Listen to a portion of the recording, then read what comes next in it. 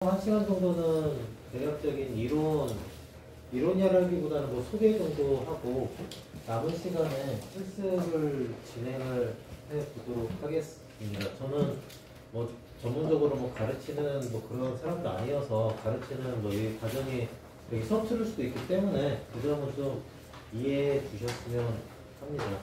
혹시 목소리 들리시나요? 네. 네, 처음 뭐 요청을 받았을 때 좀 되게 좀 난감했습니다. 보통 어떻게 전달을 해야지? 뭐 보통 이미지 실습 같은 거 할 때처럼 뭐 콜앱, 뭐 주피터 이런 거 써서 간단하게 해야 하나? 혹시 뭐 주피터, 뭐 콜앱 혹시 이런 거는 툴은 아시나요? 네. 보통 저를 도와주셨던 많은 연구원 분들이 이제 학부 졸업하고 딱 그런 뭐 주피터, 콜앱 이런 걸 가지고 실습하다가 이제 실무에 이제 부딪히게 되면 많이 당황을 하더라고요. 콜앱이나 주피터에서는 너무 간결하게 딱딱 맞아 떨어지는 정말 간결한 알고리즘으로 돼 있고 실제 실무 현장에서는 그걸 안 쓰거든요. 그래서 제목이 대학생이 알아야 할 인공지능의 이해와 실전, 인공지능 실습하기. 실전이란 말에 제가 꽂혀서 그러면 뭐 주피터나 이런 거 어차피 실무에 잘 사용되지도 않는 그거를 다시 또 만들어서 하는 것보다 그냥 내가 실제 실전에서 짜고 돌렸던 거를 좀 요약해서 한번 소개해 드리고 실제 실무에서는 이런 식으로 하고 있다 소개하는 것도 나쁘지 않겠다는 생각이 들었습니다.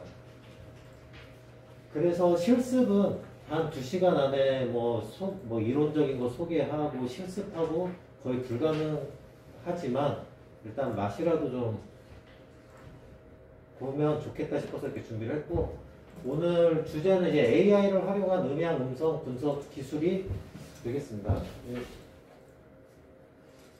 발표 내용은 음향 기술의 개요, 그 다음에 음향 기반, 음향을 가지고 현재 가장 많이 적용하고 있는 뭐 1급 상황 분석, 그 다음에 음성 기반의 1급 상황 분석, 그 다음에 음향과 음성을 같이 융합한 2급 상황 분석, 그 다음에 실습, 이렇게 준비를 했고요. 일단 저는 한국광기술원에 지금 연구를 하고 있습니다. 한국광기술원 혹시 들어보셨나요? 그렇죠. 한국광기술원은 규모가 꽤 큰 연구소이고 그 본원이 광주에 있어요. 국내에서 광융합, 그러니까 광에 관련된 어떤 연구 분야는 광주에 본원이 있는 이쪽 한국광기술원에 전적으로 이렇게 지원을 하고 연구를 수행하고 있습니다. 그래서 저는 이제 한국광기술원에 연구 인력이 한 300명 정도 되고 센터도 많이 있는데 저는 그 중에 이제 공간정보연구센터에 소속돼 있고 여기서 주로 AR, XR 이런 관련된 기술을 연구를 하고 있습니다.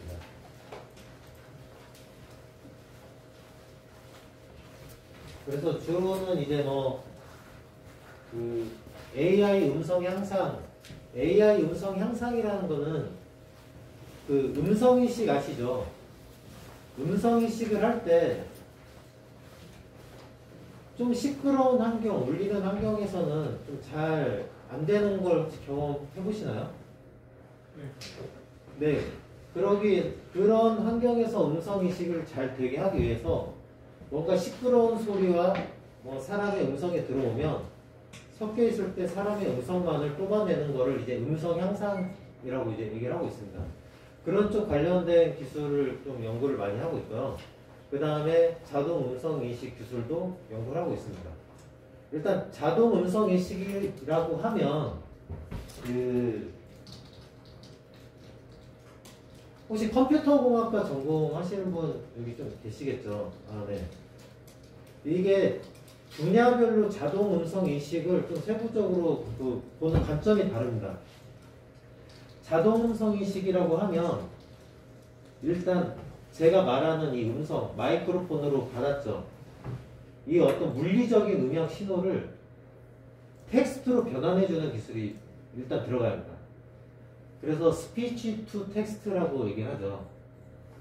근데 이 스피치 투 텍스트는 약간 물리적인 개념이 좀 많이 들어가 있어요. 그래서 이쪽 스피치 투 텍스트는 컴퓨터 공학보다는 약간 전자공학 계열에서 좀 많이 연구를 하고 있고, 일단 텍스트로 변환이 됐다고 하면 이 텍스트가 맥락이 뭔지 어떤 내용인지 이해해야 하는 자연어 처리가 또 같이 붙게 되어 있습니다. 이 자연어 처리는 보통 컴퓨터 공학에서 원래 많이 했었습니다. 그래서 자동 음성 인식이라고 하면 스피치 투 텍스트, 자연어 처리 두 개의 어떻게 별도의 분야가 같이 모였을 때 자동 음성 인식이라고 이제 할 수 있고, 저는 그 중에서 일단은 주로 스피치 투 텍스트에 좀 더 포커싱을 둬서 연구를 하고 있습니다. 그리고 AI를 이용한 음향 상황 인지, 그러니까 소리를 듣고 지금 무슨 상황인지를 인지하는 기술입니다.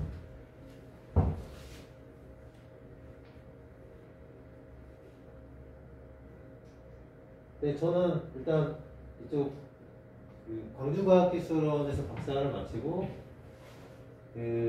영국의 음향 관련된 좀 좋은 연구소가 있어요. 그 연구소를 좀 거쳐서 LG 디스플레이의 음향 디스플레이를 연구를 좀 했습니다.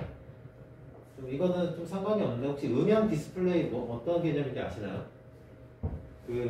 아직은 제품으로 나오긴 했는데 되게 고가 제품이어서 좀 많이 보편화되진 않았는데, 보통 모니터나 스마트폰에 소리가 나잖아요.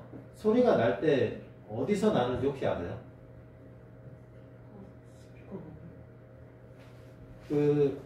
스마트폰 같은 경우에는 스피커가 있는데 스피커가 아래쪽 방향에 있죠.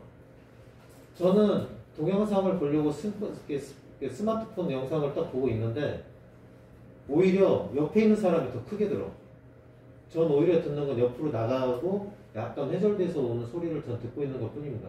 실제 옆에 있는 사람이 더 크게 들리고, 집에 있는 TV도 별도의 사운드바 스피커가 없으면 TV 자체 스피커를 보면 아래쪽을 향하고 있어요.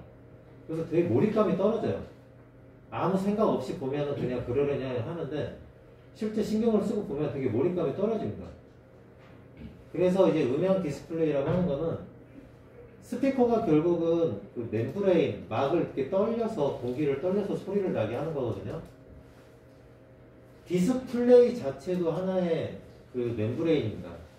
그래서 디스플레이 자체를 떨리게 해서 소리가 디스플레이에서 앞으로 나가게 하는 그런 기술이 이미 완료가 돼 있어요. 아직 시장성이 없고 좀 가격이 비싸서 보편화되진 않은 거고, 그거를 연구를 좀 하다가 한국 광기술원으로 이제 오게 되었습니다.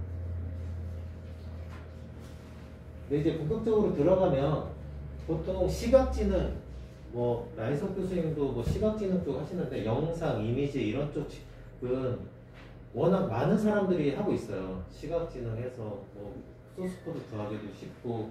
근데 정작 청각지능은 국내 그렇게 많지는 않습니다. 근데 그게 연구가 많이 보편화되지도 않았어요.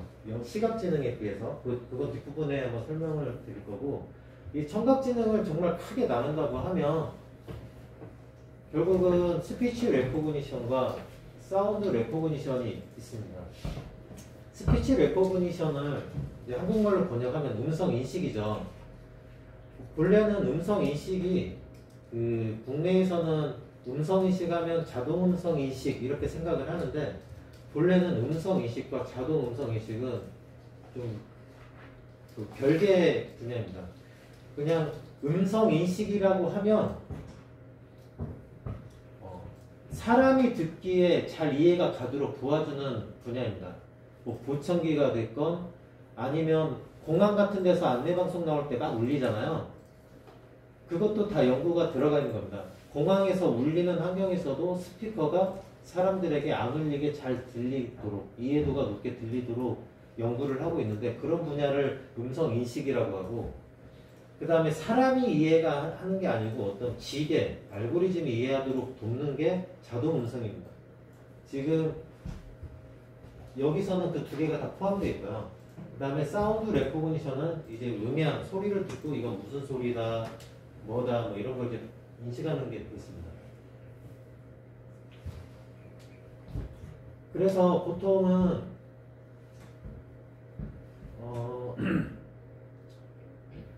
정말 기본적으로 필요한 용어는 좀 정리를 해야 할 것 같아서 이렇게 정리를 했습니다. 우리가 소리라고 단순하게 말을 하지만 정말 많은 용어가 혼용돼서 쓰이고 있어요. 음향, 소리, 초음파, 음성, 보이스, 오디오, 잡음, 소음 다 들어본 말인데 다 소리인데 이게 어떻게 분류돼서 쓰이는지는 아마 생각을 안 해보셨을 겁니다. 음향은 어쿠스틱스라고 이제 얘기를 하죠. 음향은 수중음향 들어보셨어요? 수중음향? 뭐 소나 뭐 이런 거. 분명히 소리는 아닌데 음향하면 소리가 아닙니다. 음향은 웨이브, 파동을 다루는 학문입니다. 파동이 뭐냐? 좀 이제 어려운 걸 수도 있긴 한데 제가 여기서 말을 하면 만약에 1kHz 주파수 개념을 혹시 아실까요? 제가 여기서 휘파람을 불면은 이게 한 800Hz 정도라고 하면 얘가 1kHz라고 하면 여러분이 소리를 들을 수 있는 거는 제 입술이 진동을 했고 1kHz로 그러니까 1초에 1000번 떨린 겁니다. 그러면은 이 앞에 공기가 있어요. 공기가 340m, 그러니까 약 한 30cm에 이렇게 파장을 그리면서 이게 공기가 떨리고 있는 겁니다. 공기가 떨려서 여러분들 귀로 가서 여러분들 귀 고막을 또 같은 주파수로 진동을 시키는 겁니다. 이런 식으로 이 파동을 다루는 학문이 음향이고 그 음향의 매질, 공기의 떨림을 다루는 학문이 소리입니다. 소리는 심리음향 언어예요. 내가 들었을 때, 인지를 했을 때 소리라고 합니다. 내가 듣지 못한 신호는 소리가 아닙니다. 그다음 초음파는 사람이 들을 수 있는 주파수가 2만 Hz까지라고 하는데 듣지 못하는 그러니까 그걸 넘어선 영역을 초음파라고 하고 음성은 이 사람의 이 구강 메커니즘, 목, 성대 떨림부터 해서 뭐 혀, 구강 구조부터 해서 내가 의도적으로 어떤 의미를 부여하기 위해 만든 인위적인 소리가 결국은 음성이 되는 겁니다. 그 다음에 보이스는 그 사람의 목소리. 목소리가 어떻네? 뭐 허스키하네, 단조롭네, 뭐 있잖아요. 그 다음에 오디오는 이러한 소리 신호를 어떤 파일, 정형화된 파일로 만들어서 다루는 학문입니다. 여러분이 mp3가 됐든 뭐가 됐든 그게 어떤 파일로 다뤄지고 듣고 처리하고 하면 이건 다 오디오입니다. 그 다음에 잡음은 내가 어떤 신호를 이렇게 보고 있는데 이거는 이미지가 됐건 소리가 됐건 내가 신호를 보고 있는데 내가 원하지 않는 어떤 신호가 막 불순하게 막 섞여 있어요. 그럼 이거는 이제 잡음이라고 얘기를 합니다. 그 다음에 소음은 신호 관점이 아니고 내가 듣기 싫은 소리입니다. 지금 그러니까 심리적인 용어예요. 나는 어떤 음악 소리가 좋은데 저에겐 소음은 아닌데 어떤 옆에 있는 분은 이 음악 소리가 막 듣기 싫어. 그럼 이분에겐 이게 소음이 됩니다. 이런 식으로 일단 용어는 좀 정리를 해야 할 것 같습니다. 왜냐하면 뭐 소리 관련 AI는 이 각 분야에서 다 다른 용어로 쓰이고 있기 때문에 이건 좀 알아둘 필요가 있어서 정리를 했고요. 그러면은 이제 소리 관련된 AI가 이미지 관련된 AI와 어떤 차이가 있는지는 좀 알고 넘어가야 할 것 같습니다. 머신러닝이 좀 주요했던 10년 전이나 이때는 어떤 데이터가 있으면 그 데이터만의 특징을 뽑아내는 피처 공학, 피처 익스트랙션, 피처 추출이 되게 중요했습니다. 그 피처를 가지고 학습을 했습니다. 머신러닝 모델을 학습을 했는데 DNN으로 오면서 DNN의 어떤 CNN 그 레이어 구조가 피처를 뽑아내는 역할을 한다 해서 DNN으로 넘어오면서 특히 이미지 같은 경우는 그 이미지로부터 어떤 피처를 뽑아내는 게 되게 약화됐습니다. 그래서 이미지에 대한 이해 없어도 이미지 데이터만 있으면 그냥 DNN 학습해서 그냥 원하는 결과가 나오는. 그러니까 뭔가 이미지에 대한 전문가들의 전유물이었던 게 나 이미지 몰라도 그냥 그 딥러닝 네트워크만 잘 짰는데 오히려 성능을 더 잘 내거나 뭐 이런 일이 많았어요. 근데 이쪽 청각지능 소리 쪽은 아직은 이 소리에 대한 이해가 있어야 돼요. 그래서 피처 공학이 좀 중요합니다. 소리를 잘 모르고 딥러닝만 잘한다고 해서 이 청각지능을 잘 할 수는 없어요. 아마 좀 다들 딥러닝은 좀 어느 정도 다 하실 것 같은데 당장 소리 관련 학습을 어떻게 하라고 하면 아마 좀 막히실 겁니다. 그래서 이쪽 청각지능 쪽은 아직 피처 익스트랙션이 좀 많이 중요하고 그래서 전문적인 지식이 좀 필요합니다. 그 다음에 그 이미지 관련된 AI 대비 좀 발전 속도가 늦어요. 그 이유는 뭐냐면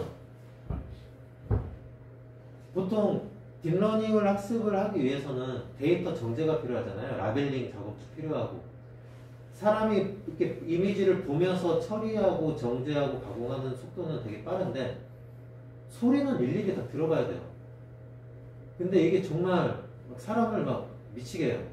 예를 들면 막 비명소리를 막 정지 작업을 하고 비명소리가 어디서부터 어디까지 난다 이런 거를 막 하려고 하면 계속 들어야 돼요. 그러면 하루 종일 몇 시간만 비명소리만 듣고 이 작업한다? 정말 고된 노동이에요. 그래서 이렇게 소리에 관련된 빅데이터를 얻기가 매우 힘듭니다. 그래서 뭐 이미지 관련 뭐 간단한 분류 문제는 뭐 몇 년 전에 이미 사람을 인지할 수 있는 수준을 넘어섰지만 소리는 아직 갈 길이 멀었습니다. 아직 블루오션이 좀 뭔가 있고 그 다음에 아무리 훈련을 잘해도 실제 실험실에서 내가 하는 환경과 실제 환경에서의 조건이 미스매치되는 경우가 너무 많아요. 우리가 예를 들면 지금 여기에서도 여러분은 이제 못 느끼실 수 있겠는데 여기서 이제 팬소리가 들리거든요. 이 팬소리는 마이크로폰으로 해서 녹음하면 이게 다 들어갑니다. 이 팬소리, 뭐 아이들 공차는 소리, 먼 소리, 하다못해 내 발자국 소리, 뭐 의자 끄는 소리, 뭐 이런 것부터 그 다음에 이 강의실에 지금 울리는 정도. 근데 밖에 나가면 복도 나가면 또 울리는 정도가 달라요. 잔향이. 이런 그러니까 너무 무한대요. 그냥 환경이 소리에 관련된 소리 관점에서의 그 주변 환경 조건이 너무 무한대입니다. 그래서 이런 미스매치 문제 때문에 좀 많이 힘들고요. 그러니까 예를 들면 뭐 이거죠. 그 강아지 소리를 녹음된 소리를 뭐 학습을 해서 지금은 강아지 소리야 라고 학습을 잘했다 하더라도 주변에 갑자기 매미 소리가 막 울고 있어. 근데 같은 또 강아지 소리를 들어갔어. 그러면은 이거는 부정확합니다. 여기는 매미라고 했지만 여기 어떤 소리가 들어갈지 몰라요. 이런 개념이죠.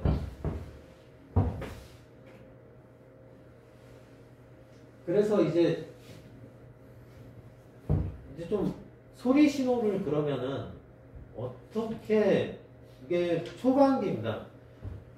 일단 딥러닝은 이미지가 많이 이끌었어요. 이미지 관련된 이미지 응용, 그러니까 시각지능 딥러닝이 많이 이끌었고 CNN 자체가 이미지에 특화된 어떤 레이어다 보니까 소리 신호를 이미지로 만들어서 이미 잘 만들어진 CNN을 활용을 하자라는 게 이제 그 초기 많이 쓰던 방식이었습니다. 지금은 이제 엔드 투 엔드에서 웨이브 신호 자체를, 그러니까 웨이브 신호라고 하면 이런 신호예요.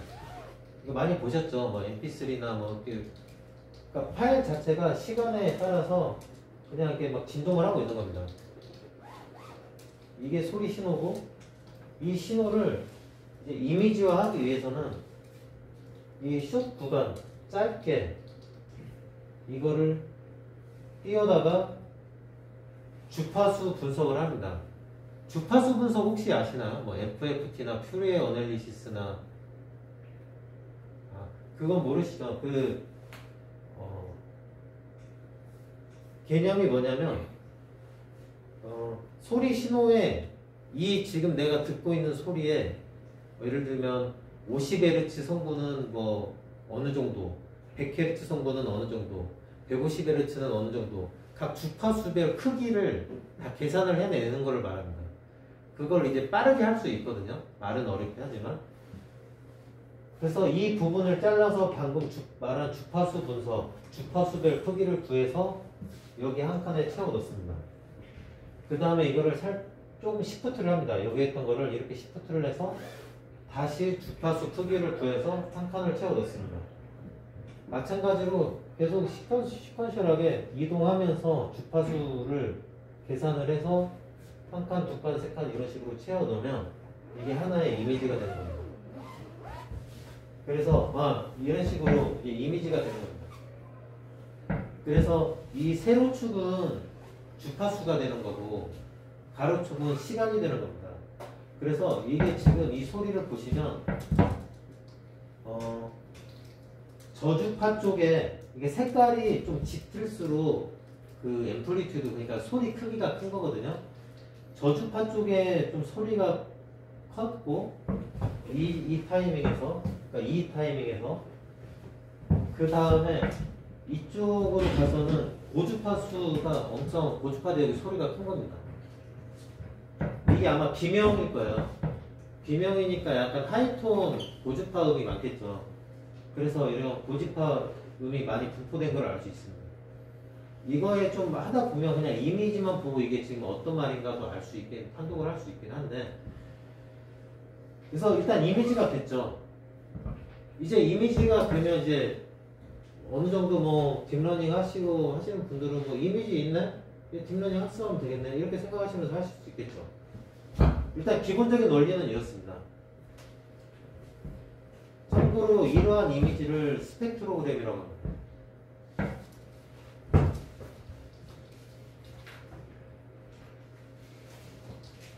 그래서 이제 뭐 여러 가지 이제 말하는 음성을 스펙트로그램으로 이제 변환을 해보면 이거는 오프라는 말을 할 때 나오는 스펙트로그램입니다. 이건 노, 그 다음에 이런 식으로 이제 스펙트로그램으로 만들 수 있고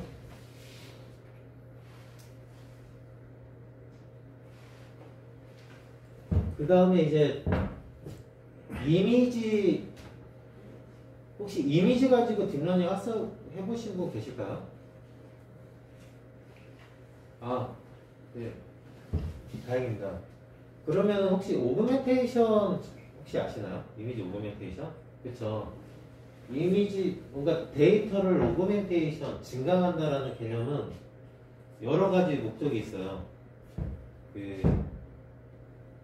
크게 내가 학습하고자 하는 데이터가 부족할 때 정말 그럴싸하게 현실과 유사한 데이터를 시뮬레이션이든 뭐든 만들어내는 작업의 관점에서의 오그멘테이션이 있고 그 다음에 실제 이런 데이터가 나올 것 같지는 않지만 알고리즘 자체 학습을 할 때 오버피팅을 방지하기 위한 근데 도움이 되겠다 그거를 되기 위한 오그멘테이션이 있습니다. 여기서는 약간 그 두 개를 다 고려를 보통 해요. 그래서 소리 같은 경우 피치 시프트, 타임 스트레치, 노이즈, 뭐 잔향 추가 이런 식의 좀 오그멘테이션을 많이 씁니다. 피치 시프트는 뭐냐면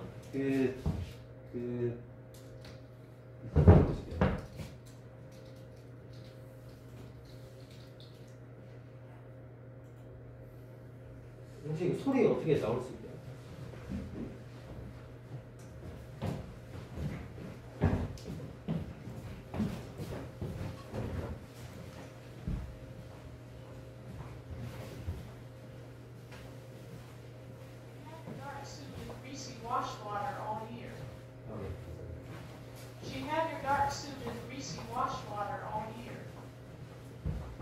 원래 이게 잔향이 별로 없는 신호인데 여기 지금 되게 울리는 소리로 듣죠. 그거는 이 실내 잔향이 있습니다. 그거 좀 염두에 두시고 듣는 게 좋으실 것 같고, 자, 피치 시프트를 하면 She had a dark suit and greasy wash water all year. She had your dark suit and greasy wash water all year. 네, 이런 식으로 보통 뭐 그냥 빨리 재생하냐 느리게 재생하냐 이런 거를 파일 자체로 변환을 하는 겁니다. 이런 식으로 오그멘테이션을 할 수 있고요. 그 다음에 타임 스트레치는 She had your dark suit and greasy wash water all year.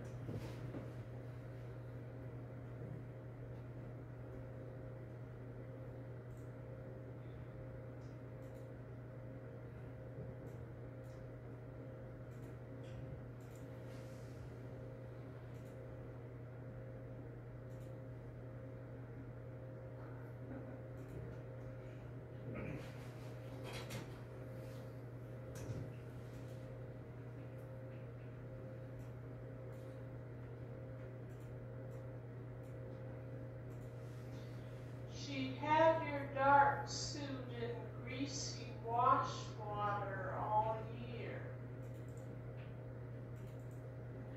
타임 스트레치와 피치 시프트의 차이는, 피치 시프트는 단지 소리를 빨리 재생하냐 느리게 재생하는 거고, 타임 스트레치는 보통 유튜브에 지금은 적용됐을 텐데 예전에 없다가 최근에 적용된 걸로 아는데, 유튜브 뭐 2배속 재생, 1.5배속 재생 그런 거 혹시 해보셨나요? 그런 거는 예전 같으면은 피치 시프트처럼 예전에 들렸어요. 막 삐삐삐삐 하고. 근데 지금은 재생을 하면 그 사람의 목소리가 살아있는 상황에서 정말 그 사람이 빨리 말하는 것처럼 들려요. 그게 타임 스트레치입니다. 그래서 그런 타임 스트레치를 우리가 오그멘테이션으로 줄 수 있고요. 그 다음에 노이즈는 뭐 다양한 뭐 노이즈를 이렇게 추가해서 신호를 해석시킬 수 있고, 그 다음에 잔향을 또 추가를 합니다. She had your dark suit and greasy wash water all year. 이런 식으로 해서 이제 소리 신호에 대한 오그멘테이션 작업을 이제 수행을 합니다.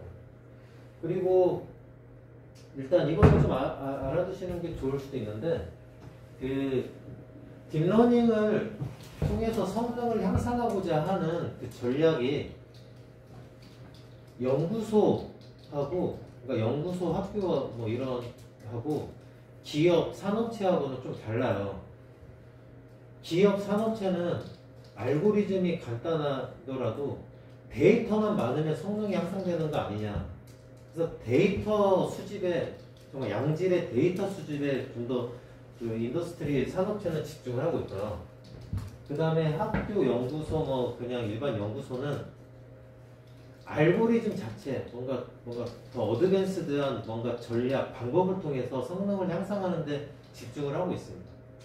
그런 차이는 좀 알아두시는 게 좋을 것 같아요. 그래서 이제 뭐 이거 외에도 많은데 AI 음향 기술을 좀 분류를 해보면 이제 이런 식으로 나눌 수 있어요. 어쿠스틱 씬 클래시피케이션, 음향 장면 분류. 이건 뭐냐면 장소를 맞추는 겁니다. 아, 이거 지금 공항, 이 소리가 지금 공항에서 나오고 있는 소리네? 버스 정류장에서 나오는 소리네? 강의실에서 나오고 있는 소리네? 이런 식으로 음향 장면을 분류하는 분야가 있고요. 이런 게 이제 뭐 보통 노이즈 캔슬링 이어폰 뭐 요즘 하나씩 쓰시죠. 노이즈 캔슬링 이어폰 보면 막 그 홍보 문구에 뭐 장소를 분석해서 거기에 최적화된 뭐 노이즈 캔슬링 알고리즘을 피팅해준다 뭐 이런 식이 있는데, 그런데 활용하는 알고리즘입니다. 간단하게 했지만 일단 개념적으로는 이겁니다. 그리고 이제 음향 그 소리 신호만을 가지고 지금 무슨 상황인지를 맞추는 뭐 범죄 상황이네, 뭐 폭력적인 상황이 일어나고 있네, 상황을 인지하는 분야가 있고, 그 다음에 오디오 태깅. 그러니까 구글 같은 데다가 뭐 검색어 태그 하면은 그 관련된 이미지 막 검색이 되잖아요. 오디오에서도 어떤 소리에 대해서 이 소리에 대한 어떤 태그, 핵심적인 이 소리는 뭐다, 이 오디오 파일은 뭐다, 그거를 태그 정보를 주는 이 오디오 태깅이 많이 연구가 되고 있습니다. 그리고 사운드 이벤트 디텍션, 그 특정 사건, 뭐 위급한 상황, 뭐 범죄 상황 일어났을 경우에 그 이벤트를 디텍션 하는 겁니다. 예를 들면 뭐 여자가, 남자도 이렇게 비명이 생겼다. 아, 위급 상황이네. 정말 엄청난 강한 가정입니다. 비명은 위급한 상황. 강한 가정이 이제 서로 합의가 되면, 그래, 그건 용인해 줄 수 있어. 비명 소리 나는 거, 그 이벤트를 찾자. 그런 가정하에 이벤트를 찾는 겁니다. 그 다음에 어브노멀 사운드 디텍션, 이거 이제 많이 되고 있죠. 이거는 소스 코드 구하기도 됩니다. 학계보다는 산업체에서 엄청 연구를 많이 하고 있습니다. 이거는 사람으로 따지면 매우 쉬워요. 예를 들면 자동차를 운전하거나 뭐 아니면 컴퓨터를 하고 있는데 뭐 이상한 소리가 나, 듣지 못했던 이상한 소리가 나, 뭔가 이상했네? 소리만을 듣고 그거 인지를 할 수 있잖아요. 근데 이걸 딥러닝으로 학습을 하기가 어려워요. 왜냐? 보통 이미지나 뭐 그런 데서는 분리하고자 하는 데이터가 다 있다는 가정이거든요. 고양이, 개, 내가 분리하고자 하는 이미지는 일단 다 얻어야 돼. 그러면 학습을 할 수 있는데, 어브노멀 사운드 디텍션은 일단 산업체에서 고장 진단에 많이 써요. 그러면 DB를 어떻게 모으지? 일부러 막 고장을 내면서 막 DB를 해야 하나? 그 고가의 장비? 이 고장을 진단할 정도면 엄청 고가의 장비일 텐데, 그걸 고장을 내면서 막 DB를 모아야 하나? 이거는 이제 그 A, B가 있으면 A라는 데이터만을 가지고 학습을 해서 B까지 유추하는 그런 쪽 테크닉이 들어갑니다. 어브노멀 사운드 디텍션, 이것도. 근데 이거는 직접적으로 그 매출, 그 회사의 노하우랑 연결된 거기 때문에 소스 코드나 이런 데 좀 구하기가 많이 힘들 거예요. 그 다음에 오디오 캡셔닝. 그 소리를 듣고 이 소리에 대한 설명을 텍스트화 해주는 겁니다. 국내에서는 많이 하고 있지 않아요. 국내에서는 당장 어디에 실질적으로 써먹는 거 아니면 좀 많이 연구를 안 하고 있기 때문에 뭐 이렇습니다. 근데 이 각 분야에 따라서 그 접근하는 그 딥러닝 알고리즘이 매우 달라요. 이제 어쿠스틱 싱 클래시피케이션 같은 경우는 DB 모으기 엄청 쉽겠죠. 그냥 공항, 뭐 버스 스테이션, 강의실, 카페 가서 마이크로폰만 막 며칠 계속 녹음만 하면 돼요. DB 수집이 쉬우니까 알고리즘도 되게 좀 간편해요. 이건 이제 설명드릴 거고, 오디오 태깅은 이것도 이제 설명 좀 이따가 나오고, 사운드 이벤트 디텍션 같은 경우는 라벨링 작업이 힘듭니다.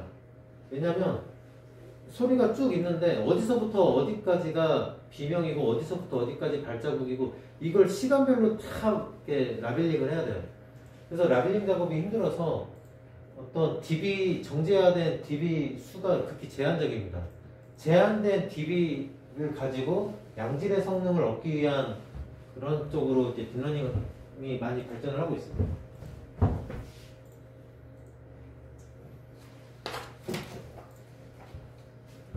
그래서 이제 좀 제가 진행을 했던 연구는 일단 CCTV가 설치되지 못하는 이제 공중 화장실 같은 데 이제 범죄가 좀 많이 이슈가 됐었어요.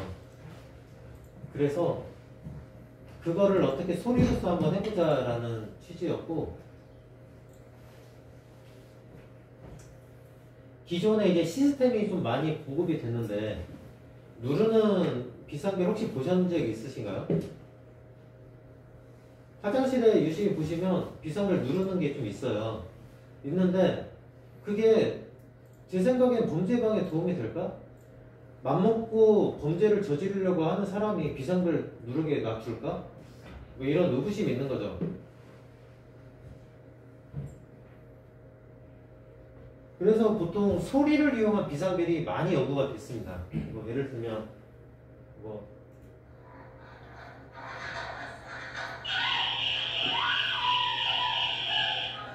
뭐 이런 식의 소리를 이용한 비상벨이 이제 설치가 되고 그러는데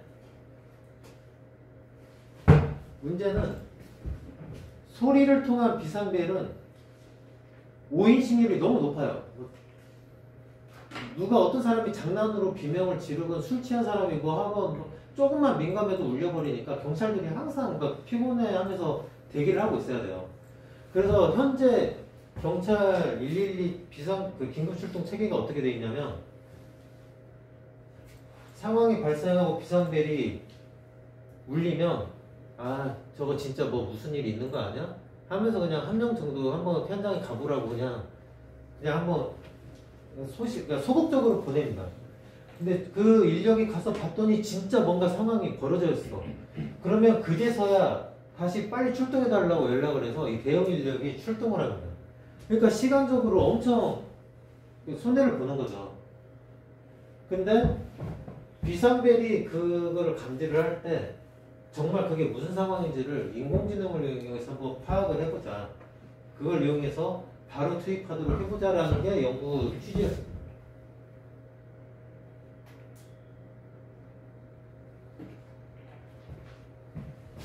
그래서 DB도 구축을 했죠. 이런 DB 이미지는 뭐 많이 구할 수 있지만 이런 뭐 화장실에서나 뭐 이런 데서의 소리를 이용한 어떤 위급 상황 못 구해요. 참고로 드라마나 영화 같은 데서 많이 이렇게 할 수 있겠다라고 생각을 하잖아요.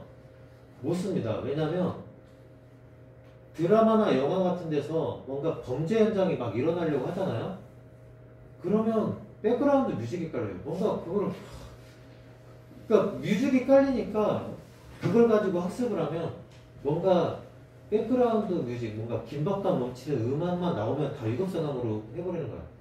그러니까 드라마나 그러니까 미디어 쪽의 데이터는 못 쓰고 실제 DB를 구축할 수밖에 없었고 실제 연기자들을 이렇게 좀 부탁을 해서 좀 많이 DB를 녹음했죠. 일단 하나 보시면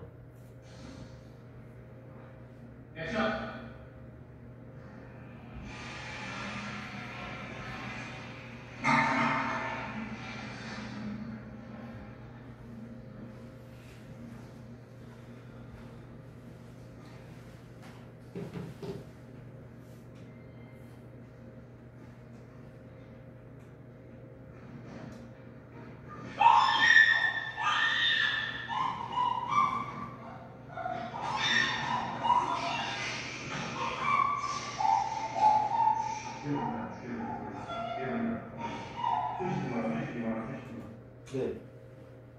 그냥 보통 일어날 수 있는 상황을 재현을 한 겁니다. 이런 식으로 이제 화장실에 일어날 수 있는 상황을 연기자를 통해서 재현을 했고, 뭐 소리 DB를 이제 구축을 하고 다 했죠. 이건 중요하지 않아요. 그런 식으로 이제 영상에서 소리만을 모아서 이런 식으로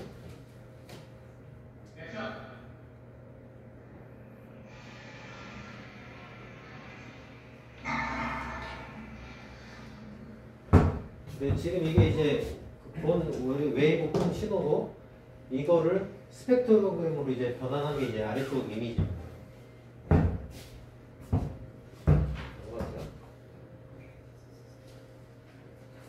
그래서 이제 DB 구축을 위해서 이제 뭐 유튜브 뭐 각각 뭐 공인 DB 실제 녹음한 것까지 다 포함을 해서 이런 식의 그 총 76개 종류의 소리를 모았습니다. 76개 소리를 모았는데 이제 보통 상식적으로 생각을 하면 방금도 소리를 들어보셨을 때 한 구간에 소리가 하나만 있던가요? 자, 발자국 소리, 그 다음에 비명, 그 다음에 문 닫는 소리, 그 다음 물소리. 이게 구분되어 있는 게 아니고 소리들이 섞여 있어요. 근데 보통 지금 음향 분류에서는 무조건 소리 하나만 있다는 가정하에 학습을 하고 진행을 하고 있습니다. 일단 저는 그러니까 분류라고 하면 소리를 분류한다라고 하면 입력이 들어가면 이거는 무조건 비명, 이건 무조건 발자국 하나만 정답으로 내뱉는 딥러닝 모델 학습이 기존의 방식이었고 저는 이 지금 들어간 소리에 비명, 발자국, 물소리 이런 소리들이 섞여 있으면 그거를 다 정답으로 유출을 해달라 이런 식으로 학습을 했습니다. 그거를 이제 그 멀티 레이블, 멀티 클래스 학습이라고 합니다. 그 분야가 보통은 싱글 멀티 라벨 뒤에 나온 멀티 클래스, 멀티 레이블 클래시피케이션 모델이라고 하는데 이제 이 모델을 도입을 했습니다. 국내에서는 이제 멀티 클래스 싱글 레이블로 이제 보통을 하고 있죠. 그래서 학습을 했고 이제 정확도가 이제 한 90.7% 정도를 얻었어요. 그러니까 어떤 식이냐면 한번 보실게요.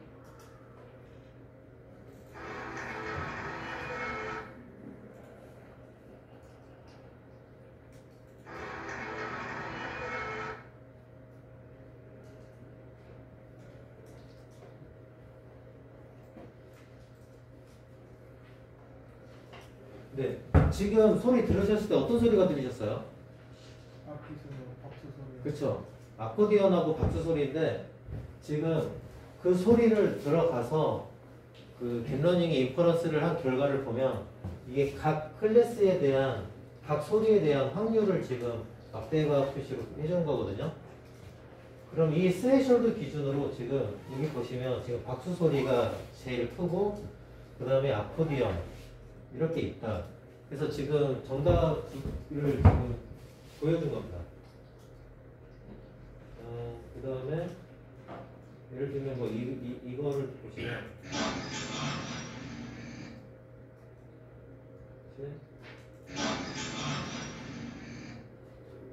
이거는 지금 그 모터사이클하고 그러니까 막 꽤 부수는 소리 이 두 개가 들어간 임원 섞여 있는 음원인데 그거를 인퍼런스를 해보면 여기 이제 밴들리즘 꽤 부수는 소리 그다음 모터사이클 소리 이런 식으로 두드러지게 이제 확률을 유추가 되고 뭐 그런 거죠. 이게 지금 멀티 클래스, 멀티 레이블이기 때문에 가능을 한 거고 만약에 기존 방식은 싱글 레이블로 했다라고 하면 하나만 이렇게 가장 크게 나올 겁니다. 하나만. 그래서 지금 멀티 클래스, 멀티 레이블로 지금 분류를 한 걸 가지고 상황 인지로 이제 학습을 하는 거예요. 어떤 개념이냐면 이게 지금 하나의 상황이 일어나고 있는 전체 10초짜리 그 파일입니다. 그러면은 약 2초인데 2초 신호를 좀 전에 봤던 멀티 클래스, 멀티 레이블로 인퍼런스를 하면 좀 전에 봤던 이런 각 소리들에 대한 확률 정보가 나오겠죠. 이거를 하나의 특징 벡터로 씁니다. 그 특징 벡터들끼리 모아서 다시 딥러닝 학습을 합니다. 그러니까 시간에 따른 소리들을 분포로서 맥락을 학습을 하는 겁니다. 그렇게 학습을 해서 이제 뭐 지금 12개 상황이긴 한데 이런 상황에 대한 그 클래스 분류를 하게 됩니다. 그랬을 때 지금 그 상황 인지 분류가 96.25%꽤 높죠. 이 정도면은 꽤 높은 수치고 쓸 수 있을 만한 수치라고 생각을 하고 있습니다. 이제 이거는 컴퓨전 매트릭스. 컴퓨전 매트릭스 혹시 아세요, 그죠? 컴퓨전 매트릭스는 정답이 뭐 어떤 여자가 울고 있는데 실제 그 아이들 학대로 그 오답을 내는 게 뭐 4개다.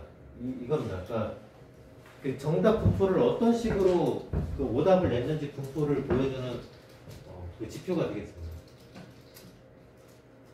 그래서 보시면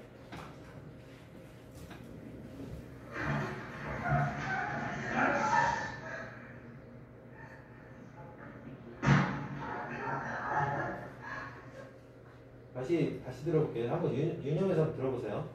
처음에 문소리부터 시작합니다.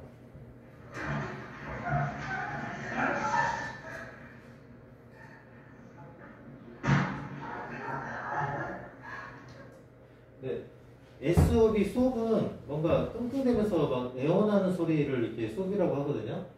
그러면 이제 시간에 따른 분포를 보시면 처음 0초부터 2초 이렇게 지금 시간 분포에 따라서 처음에 문소리가 났고 문소리와 그 뭔가 여자 애원하는 소리가 동시에 나다가 아무 소리도 안 나다가 뭔가 남자 목소리 이가 뭐 이렇게 있었죠. 남자 목소리가 한번 발생했다가 다시 여자 애원하는 소리 났다가 아무 소리 안 나다가 문소리 나다가 다시 여자 애원하는 소리 이런 식으로 시간에 따라서 어떤 소리들이 있었는지 분석을 해주는 겁니다. 그리고 지금 이 시간에 따른 분류를 가지고 또 다른 딥러닝 모델에 인퍼런스를 했을 때 지금 어떤 폭력적인 바이올런스 상황이다. 이렇게 확률까지 보여주는 겁니다. 다시 소리를 들어보시면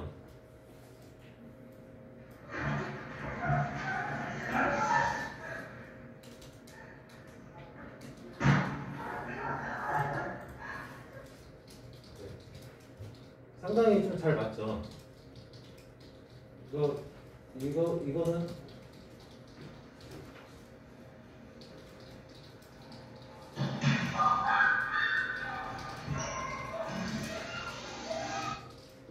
네. 스트림이라고 하는 거는 물소리입니다. 물소리가 그게 보시면 분석 결과를 보시면 물소리가 계속 처음에 나다가 아무 소리 안 나다가 문소리가 나고 갑자기 비명소리.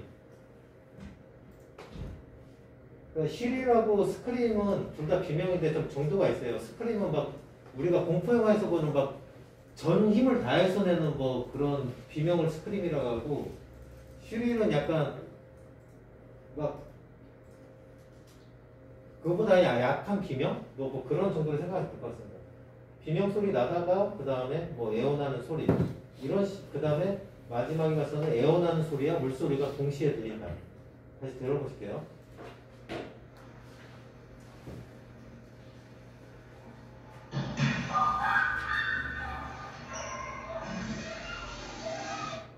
네, 이런 식으로 이제 소리 하나만을 가지고 어떤 상황이 있는지 구간 소리를 분석하고 그걸 가지고 이제 상황을 인지하는 그런 알고리즘의 어떤 시험 결과입니다. 네, 그 다음에 이제 음성 기반 이동 상황을 좀 말씀드리면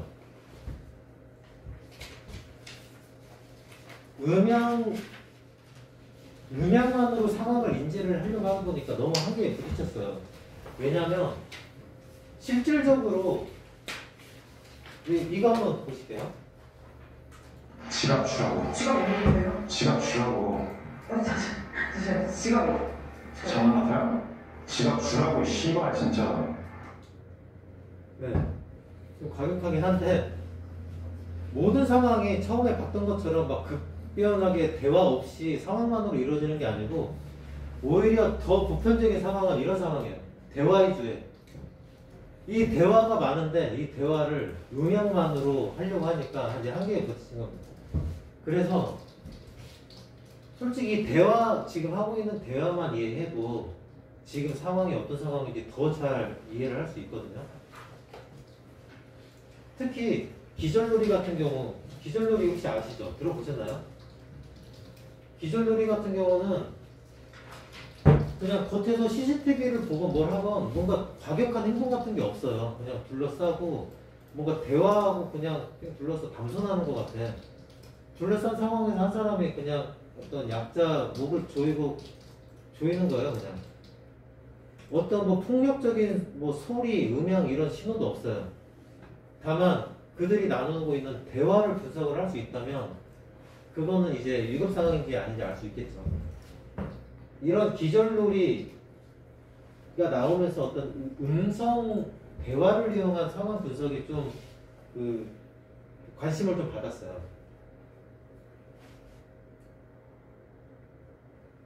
네. 그 다음에 이제 요양병원에서도 그런 문제가 있고요. 그래서 이거를 위해서 이제 STT, 그러니까 스피치 투 텍스트하고 자연어 처리 이용한 음성 분류를 이제 적용을 했고, 이제 뭐 음성 인식도 좀 대략적인 좀 설명을 해드리면, 딥러닝을 이용한 음성 인식을 막 상용화해서 쓰고 있는 건 얼마 안 됐습니다. 그리고 음성 인식도 좀 크게 보면 두 가지가 있어요.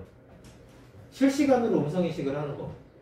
내가 지금 말하는 단어 하나가 바로바로 텍스트로 변환돼서 되는 실시간 음성 인식이 있고, 그냥 내 목소리 파일이 한 번에 이동되면 이 파일을 입력받아서 텍스트로 변환해주는 음성 인식이 있습니다. 실제 유튜브 같은데 자막 정보를 미리 안 넣는 거는 실시간으로 이렇게 하는 거잖아요. 되게 부정확해요.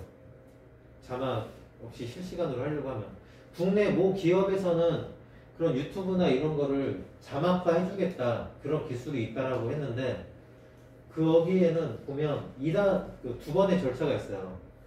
근데 그 회사랑 계약을 맺으면 내가 말하는 소리를 자막으로 이렇게 텍스트로 변환을 해주는데, 일단 기본적인 실시간 음성인식이 자막으로 변환을 해줍니다. 그러면 문법이나 낱말 이런 게 엉망이겠죠. 그러면은 그거를 거기 이제 근무하시는 분들이 빠르게 타이핑을 해서 정정을 해요. 그래서 다시 이렇게 보내주는 겁니다.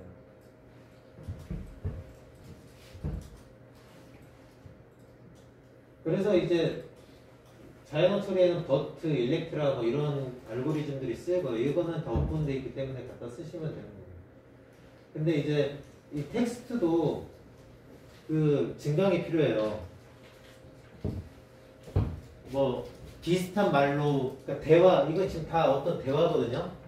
이 하나의 대화를, 데이터를 늘리기 위해서 단어들을 유효로 교체하고, 뭔가 단어들을 랜덤으로 삽입하고, 그냥 완전 순서를 바꾸고, 어떤 특정 단어를 바꾸고, 특이하게 이런 작업을 해도 이게 지금 어떤 상황인지에 대한 맥락은 변하지 않고 다 이해가 됩니다. 그래서 이렇게 증강을 해서, 그러니까 뭐 5배 정도 텍스트 DB를 뻥튀기를 해서 학습을 시킵니다. 근데 정말 중요한 게 있어요. 오히려 이게 가장 어려운 문제인데, 이거 보시면 지금 뭐 이거 언제다 죽이냐고 해치워버리자, 이런 키워드 중심의 상황 인식을 해버리면 이거는 정말 위급한 상황이잖아요, 첫 봐도. 근데 우리가 일상적으로 쓰는 말의 일부분이에요. 그냥 맥락을 보면 위급 상황이 아니야. 그냥 보통 일어나는 상황이야.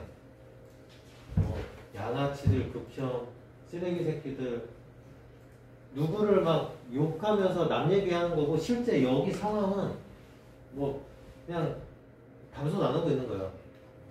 이제 함정문구라고 일단 정의는 했는데, 기존에는 딥러닝으로 이렇게 하면 이 함정문구 저런 것만 나오면 무조건 위급한 상황이다라고 이제 분류를 하는데, 이제 자연어 처리 딥러닝이 오면서 이거를 전체를 다 학습을 하는 거죠, 이 맥락을. 그래서 이제 저런 상황을 많이 피해갈 수 있는데, 그럼에도 불구하고 아직 이거는 해결을 해야 하는 좀 상황입니다. 그리고 이것도 한번 들어보실게요.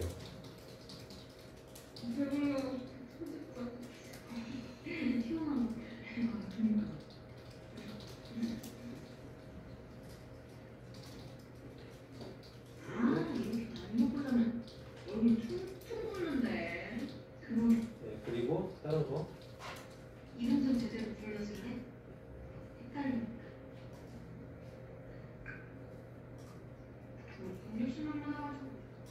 뭐라고? 야. 네, 드라마나 무비에서 대화하는 거 음악이 없는 상황에서 이게 뽑았다 하더라도 아무래도 배우들이다 보니까 억양, 뭐 발성 이런 게 너무 또렷하고 너무 좋아요. 근데 저런 걸 가지고 처음에 학습을 했었어요. 근데 이제 실생활에서의 우리가 이제 캐치를 하려고 하는 대화 음성을 들어보면 이딴 식으로 계속 나오면 진짜 내가 너 죽여볼 거야. 죽기 싫으면 앞으로 시키는 대로 무조건 해야 할 거야. 네. 이게 실질적으로 저희가 대화를 나누는 뭔가 우리가 생각했던 뭐 극단적인 뭐 상황, 뭐 억양, 발성이 아니고 오히려 이 실생활에서의 사람들이 나오는 이런 거에 초점을 맞추게 되는 거예요. 그러니까 이걸로 학습을 해서 이거를 맞추려고 하다 보니까 너무 미스매치가 큰 거예요. 이거는 뭐 증강 이렇게 해서도 안 되고 그래서 이게 좀 하나의 숙제입니다. 그래서 처음에는 뭐 감정이식까지 넣어서 상황을 분리하고 막 이렇게 많이 시도를 했는데 실제 생활에서는 대화할 때 특히 한국어는 약간 억양도 이렇게 단조롭잖아요. 감정이 별로 안 들어가요. 우리가 영화를 너무 많이 봐가지고 막 감정이 팍 들어가고 그럴 줄 아는데 실제로는 뭐 그냥 밋밋합니다. 이제 뭐 스피치 인핸스먼트 같은 경우는 그 이제 사람이 지는 능력으로 따지면 이제 칵테일 파티 이펙트라고 하는데 칵테일 파티 이펙트가 뭐냐면 정말 이런 칵테일 파티 칵테일을 들고 막 이거 엄청 시끄럽거든요. 우성우성 그럼에도 불구하고 내가 맘만 먹고 앞에 대화할 상대방이 있으면 그 시끄러운 상황에서도 내가 집중하고 있는 사람의 그 말이 이해를 다 하는 거예요. 사람의 능력입니다. 그걸 이제 칵테일 파티 이펙트라고 하는데 이걸 이제 딥러닝으로 구현을 하는 거죠. 그래서 이걸 하고 있는데 그 어떤 업체 분이 키보드 게이밍 이게 이어폰 만드는 회사인데 이게 저는 게임을 안 해서 모르는데 게임을 할 때 키보드를 이렇게 많이 하는데 이게 통신을 이렇게 음성 채팅 뭐 이런데 이게 키보드 소리가 많이 들어간대요. 그래서 그게 불편하고 뭐 해서 그거 없애줄 수 없냐 뭐 해서 일단 딥러닝으로 학습을 좀 해봤어요.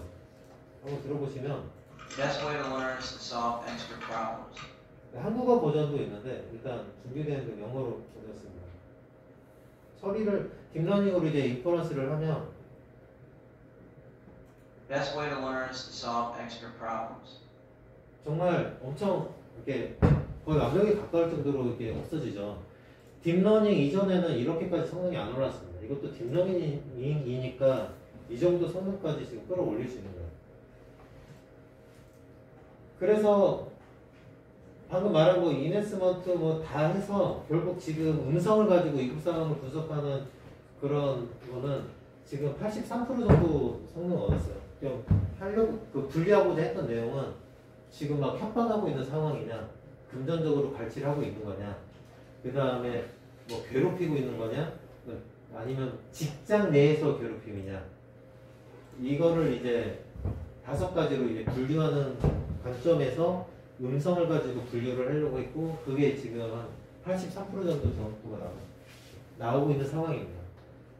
근데 이게 지금 5개여서 그러는데, 이거를 만약에 일반이냐, 아니면 그냥 이 모든 상황 중에 하나냐라고 2개로 하면은 정확도는 이제 뭐 한 95%는 될 것 같아요. 이제 거의 다 끝났는데, 이거는 제 이제 향후 워크예요. 지금은 스피치 음성인식, 음성을 다루시는 분들은 음향 쪽을 좀 잘 이렇게 많이 잘 못하십니다. 또 음향을 하시는 분들은 또 스피치 레코그니션에 이렇게 서로, 그러니까 스피치 레코그니션과 사운드 레코그니션이 독립적으로 연구가 되고 있는데, 제가 봤을 때는 이게 통합이 돼야 한다고 보고 있어요. 그러니까 뭐 인공지능 스피커를 하더라도 이런 경우에 설거지를 하면서 뭐 BTS 노래 들어줘라고 할 때, 그 다음에 여기서는 애기가 울고 있고 여기서는 뭐 청소기가 하고 있다라고 하면 인공지능 스피커는 이런 식으로 상황을 인지해야 한다는 거죠. 누가 청소를 하고 있는 중에 아기가 울고 있는데 누가 BTS 노래를 틀어달라고 하네? 그러니까 이 인공지능 스피커가 주변 상황에 대한 인지를 좀 같이 해야 한다라고 하고 있어요. 그러니까 어떤 거냐면 음성인식은 어떤 사람의 의도를 파악하는 인식이고요. 사운드 레코그니션은 현 처해 있는 상황의 주변 상황을 인지하는 능력입니다. 사람은 그게 다 되거든요. 근데 인공지능은 아직 그게 두 개를 다 동시에 못해요. 그래서 그 두 개의 지능을 통합해서 학습할 수 있는 기술을 지금 기획하고 연구를 준비를 하고 있습니다.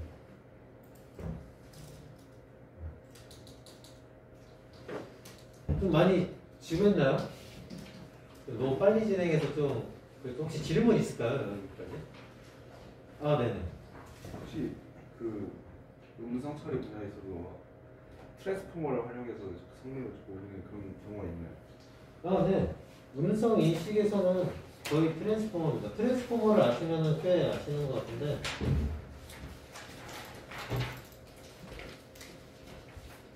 실질적으로는 여기서 컨포머라고 하죠. CNN하고 트랜스포머도 결합된 구조로서 저거를 지금 많이 하고 있어요.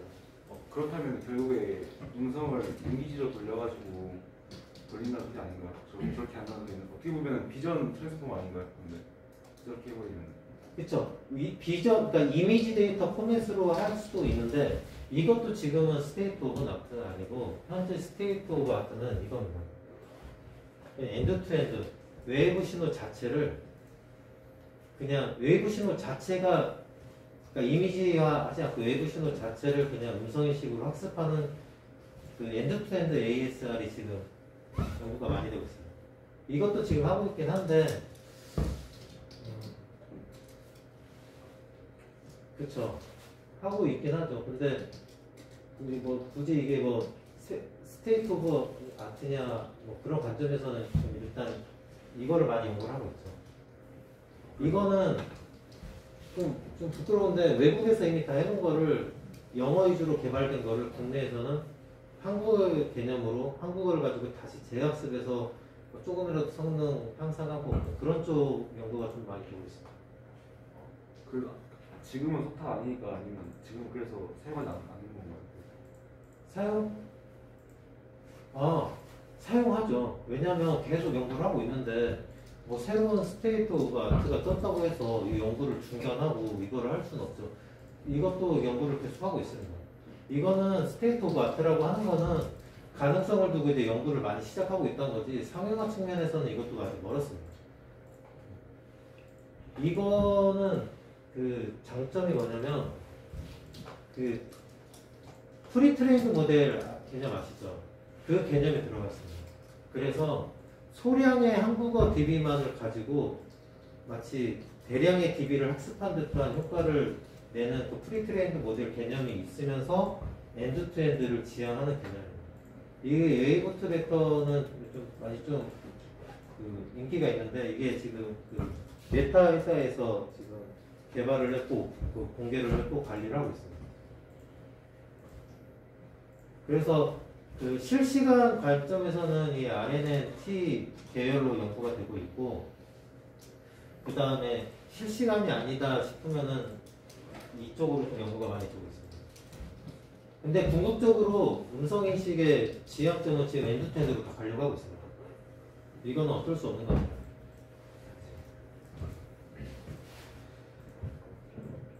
4학년이세요? 아직 2학년. 2학년인데 이거 아시면 음성 쪽 좀 많이 관심 있으신 거예요? 아니요. 아 그래요? 관심이 없는데 이렇게 아시면 안 되는데?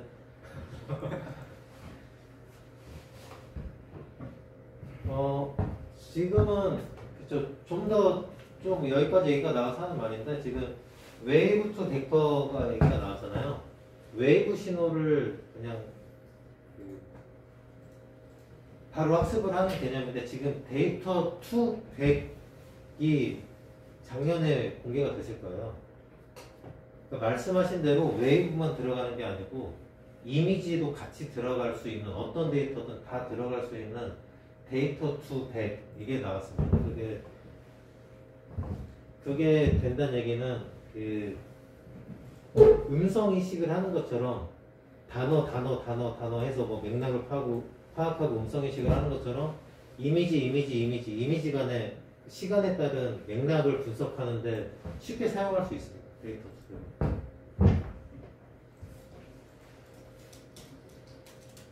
또 질문 있으실까요? 너무 좀 어려웠어요. 술을 먹은 사람하고 술을 먹지 않은 사람 이런 거 분석은 많이 이용한가요? 아, 술을 먹은 사람의 그 발음을 음주 측정 레벨로 따져가지고 어느 레벨이면 되는지 뭐 이런 연구 혹시 있는가 해서 여쭤봅니다. 가능은 할 건데 항상 문제는 술을 정말 먹은 상황에서도 술 안 취한 척 발성을 하면 그건 분간하기 힘듭니다. 뭐 그런 개념이죠. 근데 술 취한 사람 음주운전 좋은 아이디어긴 한데 여기 술 취한 사람이 오바이트하는 소리는 아까 분류 그 중에 하나 소리 중에 하나 있습니다.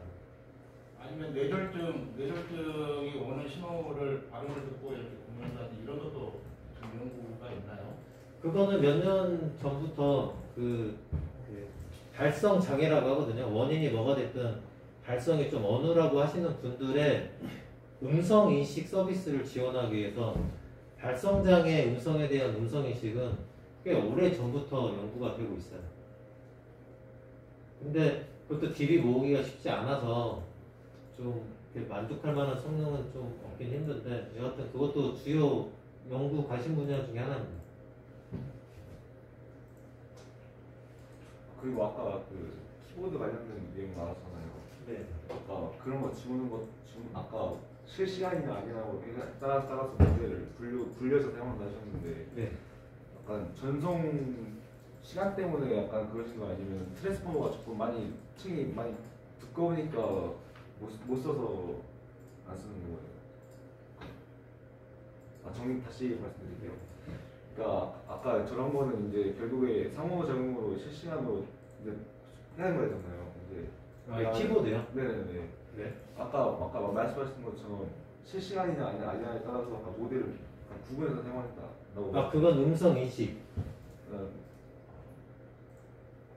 음성 인식입니다. 그래서 약간 트랜스포머가 무거워서 그냥 실시간으로 안 쓰는 건지 약간 조금. 아닙니다.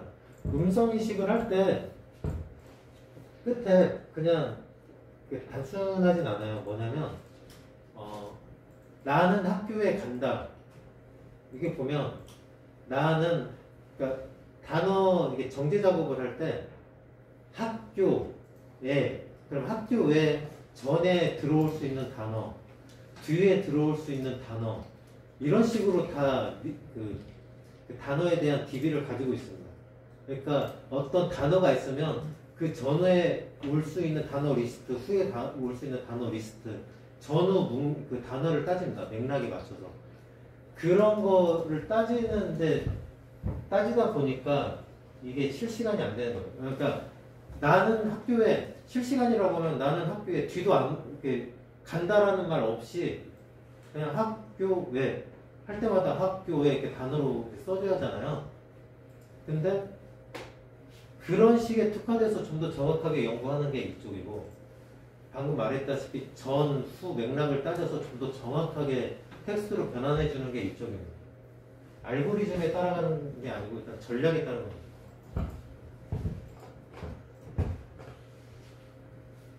음성인식에 관심이 되게 많으시네요. 아니.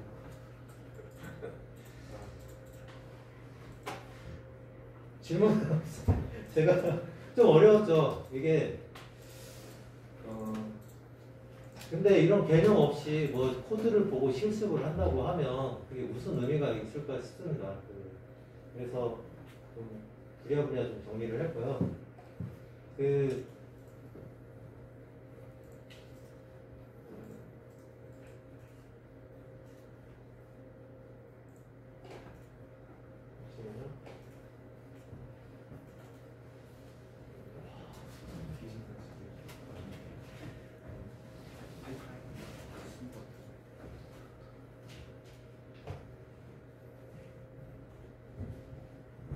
혹시 지금 아나콘다 다 깔려 있을까요?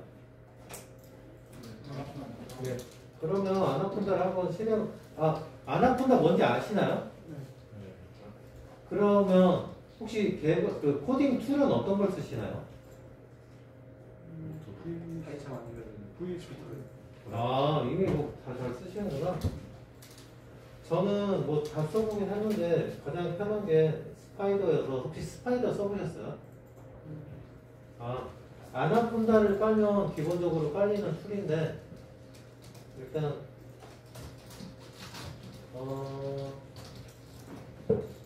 그러면 그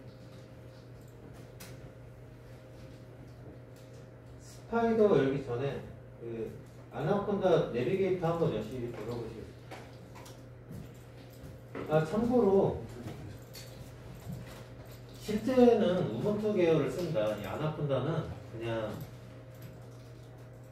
그냥 뭐 알고리즘 간단하게 뭐 자꾸 코딩하고 이런 용도지 실제로는 뭐 이렇게 윈도우에서 뭐 아나콘다 이렇게 막 쓰고 그러진 않아요. 근데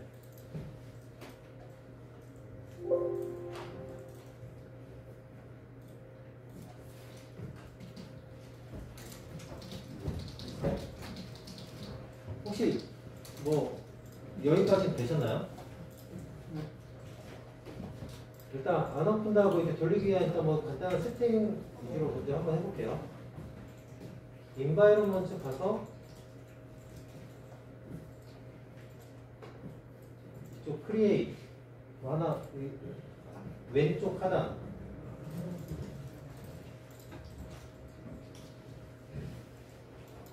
왼쪽 하단에 뭐 프랙티스 하나 하고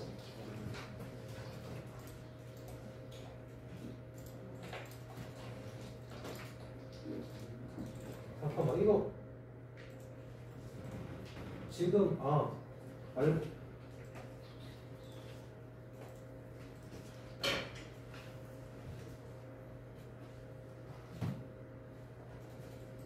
잠시만요.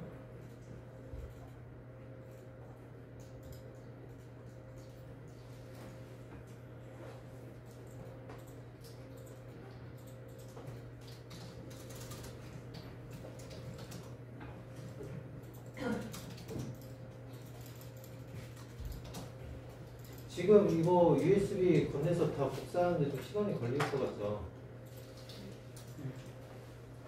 파일은 나중에 공유하시기로 하고요. 그냥 실습하는 걸 전체적으로 보여주시기 바랍니다. 그럴까요? 예.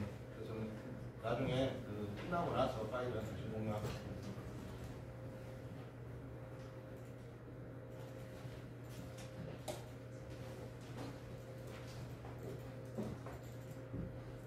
일단 새로운 뭐 가상 환경 만들고 파이썬 버전 맞춰서 설정하고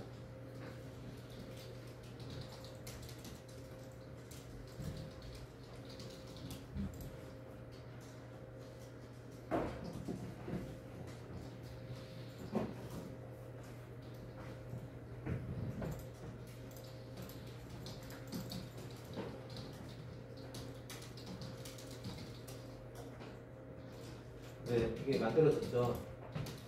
그러면 다시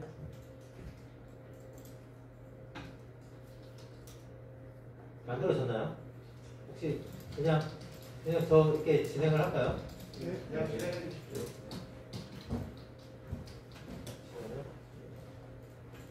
홈으로 가서 프랙티스 보고 여기에 어플리케이션 추가로 깔 거 있으면 깔으라는데 여기 스파이더를 인스톨 하겠습니다.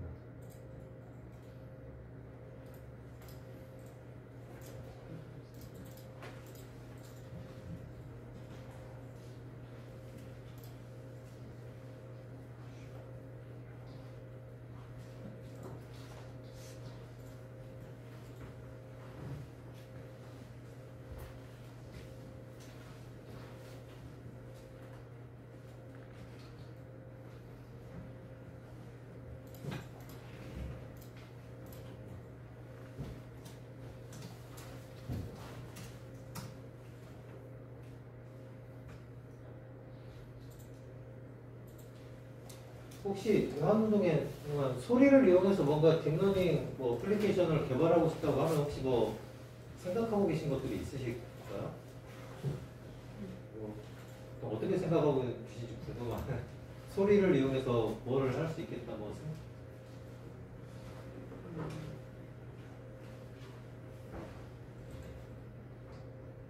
그렇게 많진 않죠. 네.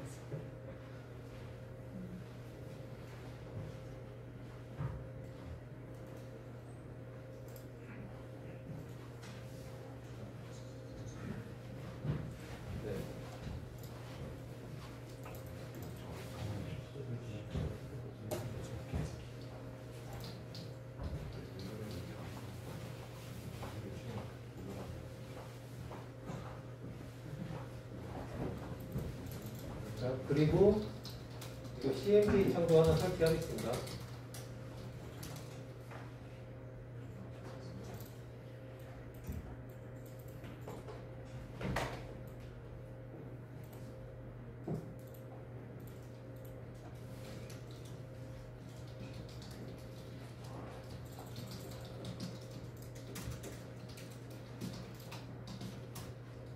네, 됐죠? 그러면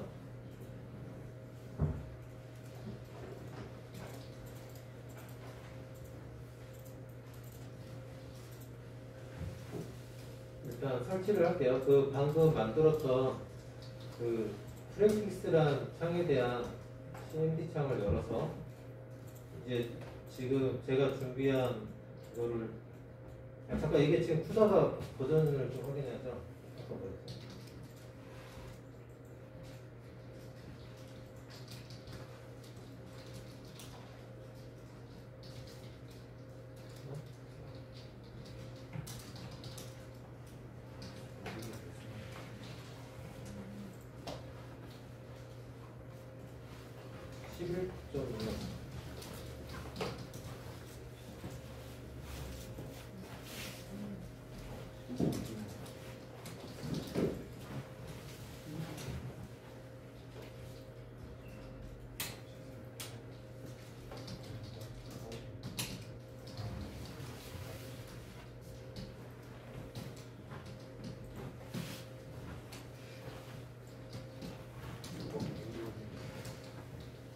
혹시 그 푸더 사용 확인할 때 명령어 엔비디아 SMI 혹시 아세요?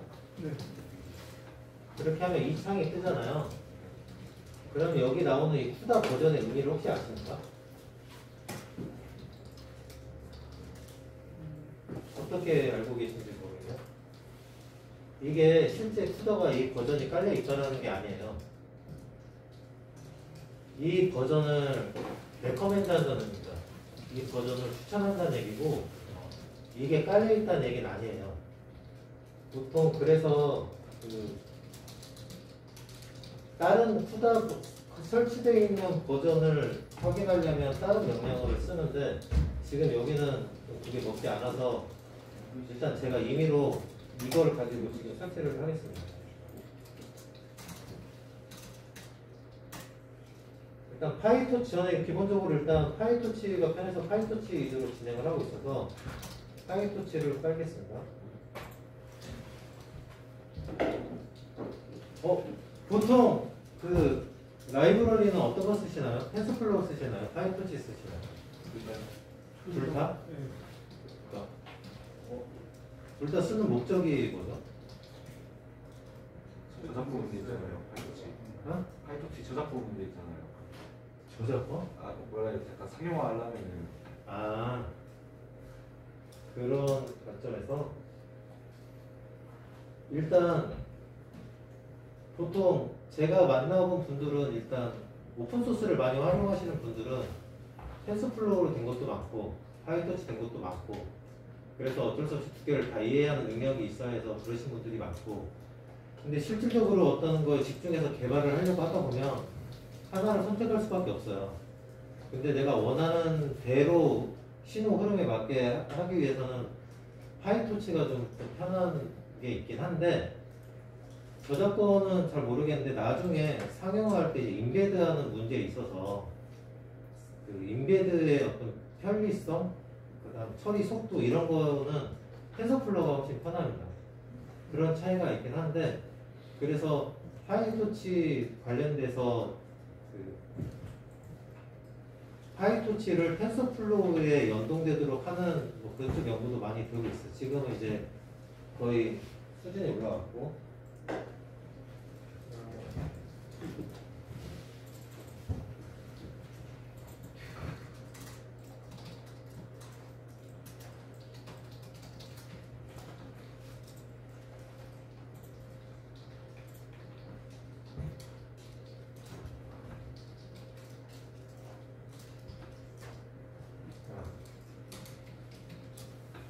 지금은 11.6이 아니고 11.3이 깔려있네요.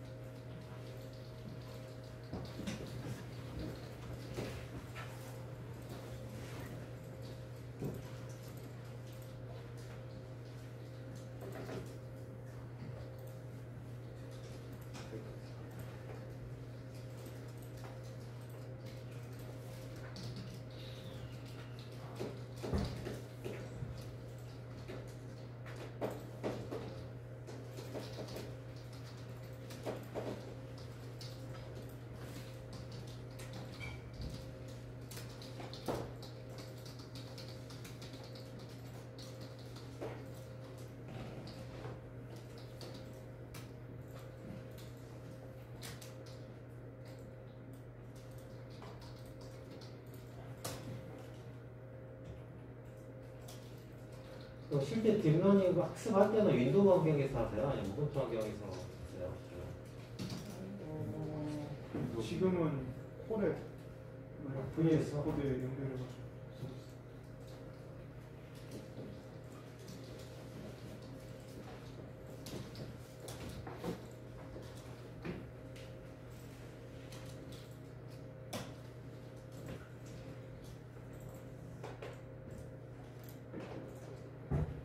근데 그 스파이더 쓰는 이유가 파이프라인 구축하려고 쓰는 것인 거예요? 네?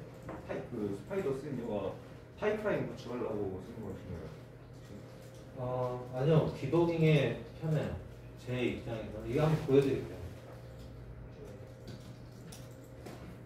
일단 깔고. 판다스 혹시 아시나요? 이게 좀 많이 해보신 분이 있고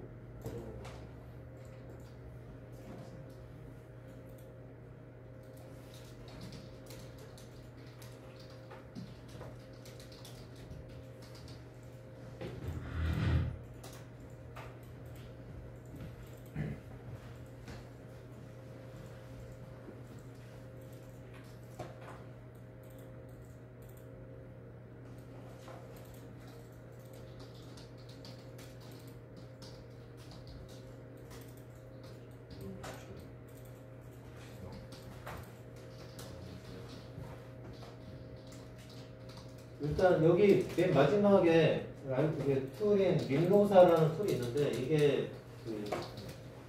그 오디오 관련 처리 모아놓은 툴입니다.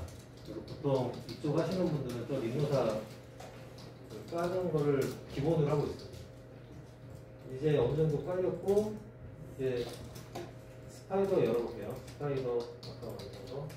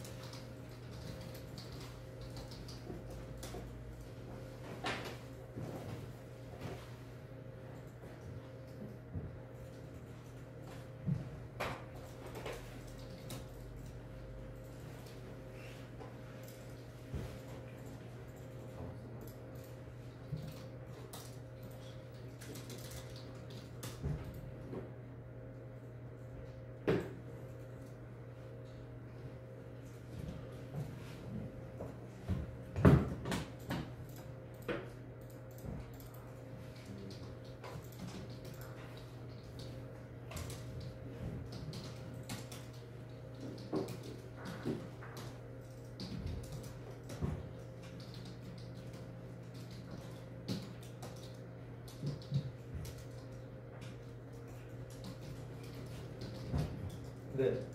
좀 전에 좀 말씀하셨는데 이게 이제 스파이더 그건데 이게 일단 뭐 이것도 아닌데 스파이더 왜 쓰냐고 하셨는데 좀 디버깅이 편해요. 그냥 보여드리면 뭐 예를 들면 이게 브레이크 포인트 찍고 이 브레이크 포인트까지만 실행을 해볼게요. 이제 여기가 이제 실행 버튼 디버깅 툴인데 누르면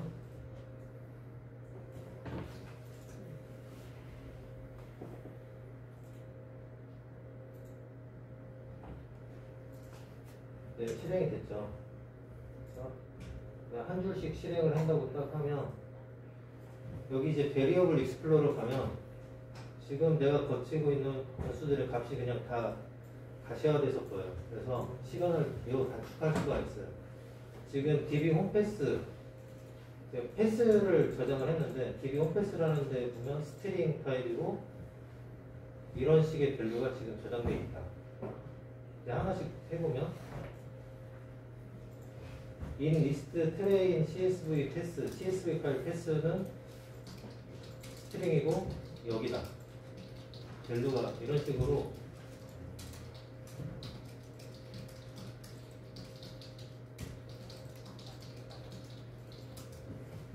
그래서 그 디버깅을 하거나 새로 짜고 내가 원하는 의도대로 뭐 코딩을 뭐 하거나 아니면 다른 사람이 짠 코드를 분석해서 이해를 하거나 할 때 시간을 매우 단축시킬 수 있습니다.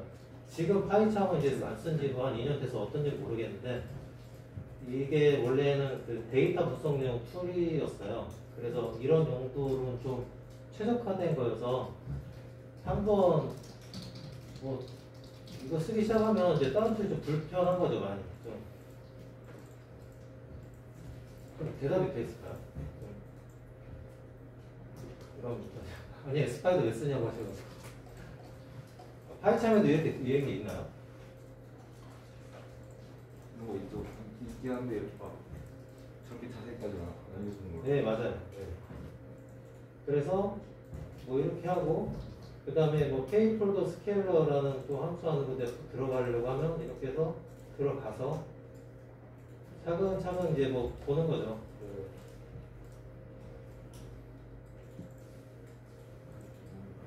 TRDF 지금 했는데 TRDF를 볼까? TRDF 이제 그 판다스 그건데 F 네임에 라벨에 뭐 패스 이렇게 돼 있네. 이런 식으로 이제 가시화가 되니까 많이 편합니다. 그래서 저도 좀 안 쓸 이유가 없거든요. 사람들이 근데 그 개발자분들이 잘 몰라서 안 쓰는 거예요. 뭐 이런 그래서 이제 스파이더는 이런 식으로 쓰는 거고 일단 제가 준비한 거는 멀티클래스 싱글 레이블입니다. 무조건 신호 하나는 무조건 소리의 한 종류 정답 맞추는 거고 제가 구축했던 DB의 일부분을 좀 이렇게 가져왔고 DB 구조는 뭐 좀 어떻게 되어 있냐면 뭐 이게 이제 여기가 파일 이름이고 실제로는 이제 별도로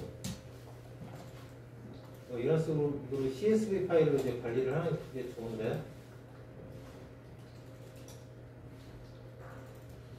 이런 식이죠. 자, 처음에 뭐 파일 네임 있고 이 파일 네임의 그 뭐 레이블은 이거는 한국어 뭐 음성이다 썼고 이제 매뉴얼리 베리파이드라는 부분이 있는데 혹시 저거 무슨 의미인지 아실까요?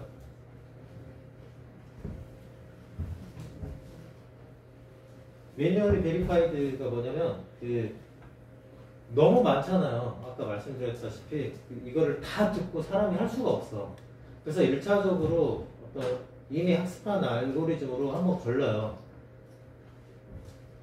그래서 레이블을 이렇게 다 분류를 하는데 이게 정말 이게 맞는지 직접 사람이 들으면서 이거는 분명해 라고 확신을 한 파일은 또 1이라고 하고 사람이 아직 듣지 못했어 확인은 못했어 하는 거는 0이라고 이렇게 놓습니다. 이렇게 놓게 되면은 그 나중에 그 딥러닝 로스 계산하잖아요. 로스 계산할 때 저 베리피케이션이 된 거는 그냥 그대로 쓰고, 이게 만약에 0이다, 베리피케이션이 안 된 거다 하면은 뭐 한 0.7, 0.5 약간 덜 영향을 주도록 그 점수를 깎아서 학습을 합니다. 그런 용도로 쓰고 또 다른 용도로도 이제 쓰습니다. 그래서 일단 기본적인 데이터 라벨 포맷은 뭐 이런 식으로 하고,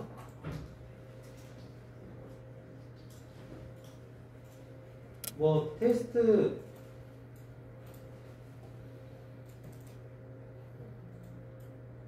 DB도 마찬가지인데, 테스트 DB는 기본적으로 베리파이드가 된 걸 가지고 테스트를 해야겠죠.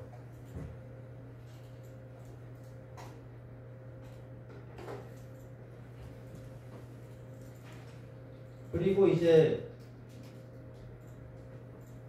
그 스케일러 개념 아시죠? 스케일러가 정말 영향을 많이 줍니다. 그래서 처음 DB에 대한 스케일링을 구하는 작업을, 그러니까 이런 식이죠.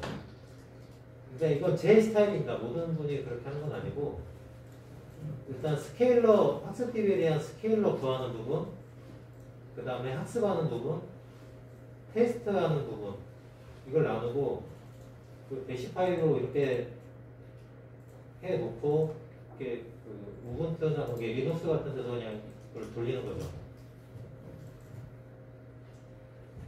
그래서 지금 보시면 이걸 뭐 어떻게 설명할지 모르겠는데, 저는 일단 그 보통 민맥스 스케일러 혹시 무슨 개념인지 아세요?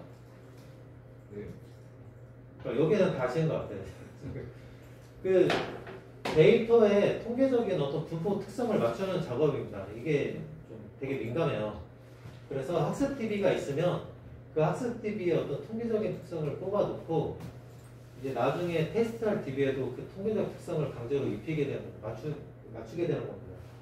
그 스케일러가 이제 스탠다드 스케일러, 베리언스 구해서 하는 스케일러가 있고, 민맥스 스케일러가 있고, 이거는 좀 공부를 하셔야 돼요. 근데 기본적으로 이제 이러한 그 사이킥 툴 이런 데 이제 좀 많이 있으니까 보시면 되고, 근데 이제 DB가 엄청 많으면 트레인 DB를 한 번에 다 불러와서 통계적인 분포를 분석을 할 수 없으니까 부분 잘라옵니다. 그래서 평균을 내는데, 그게 이제 파셜 핏, 여기 이제 파셜 핏이라는 부분을 이용해서 그렇게 하는 거예요. 이게 전체적으로 한 번만 보여드릴게요. 보시면 스케일러를 일단 한번 실행을 해볼게요.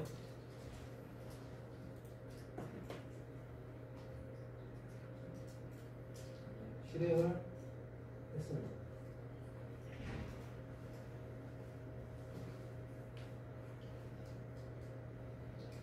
그러면 지금 여기 미니 배치 사이즈라고 돼 있잖아요. 샘플을 2000개씩 끊어서 그 통계적인 분포를 구하고 나중에 다 평균을 내겠다는 얘기입니다. 그 다음에 샘플링 레이트.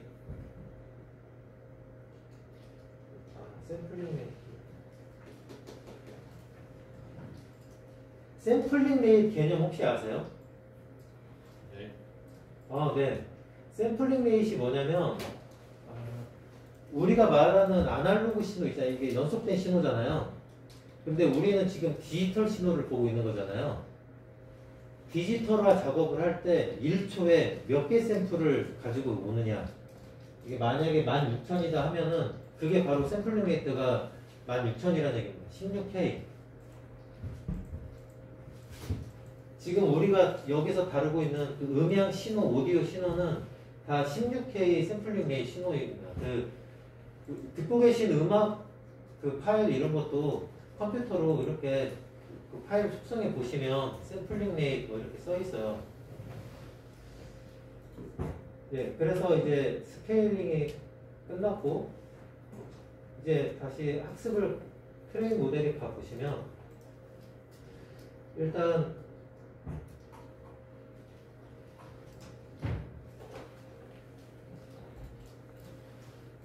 일단 좀 전에 제가 그 이미지로 변환을 한다고 했잖아요. 이미지 포맷으로. 그러니까 예전의 방식은 이 소리 파일을 이미지로 만들어 놓고 저장을 한 다음에 그거를 하는 방식인데 요즘 이제 엔드투엔드로 지향을 하다 보니까 그 딥러닝 모델 자체, 그 네트워크 모델 자체에서 이미지로 변환을 합니다.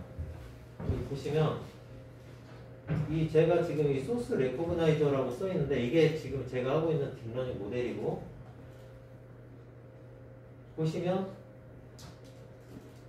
처음에 신호가 그러니까 웨이브 신호가 들어오면 이거를 이미지화하고 이미지화 된 거에서 뭐 증강 처리를 하고 그 다음에 그 네트워킹 모델에 다시 들어갑니다. 이 네트워킹 모델은 뭐 여기서 간단하게 VGG를 썼는데 이런 식의 VGG 13이 들어갑니다. 그러니까 한마디로 웨이브 신호가 그냥 투다에 들어가요.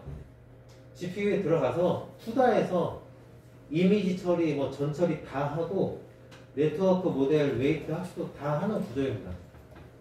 그래야 뭐 편해요, 다루기가.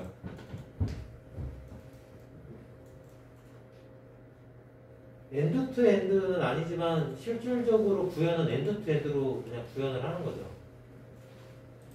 투다에 그냥 로우 신호, 웨이브 신호가 들어가고 그 웨이브 신호에 대한 어떤 결과를 낸다. 그런 개념입니다. 그래서 그리고 좀 마음이 급하니까 좀 그런데 좀 아셔야 할 게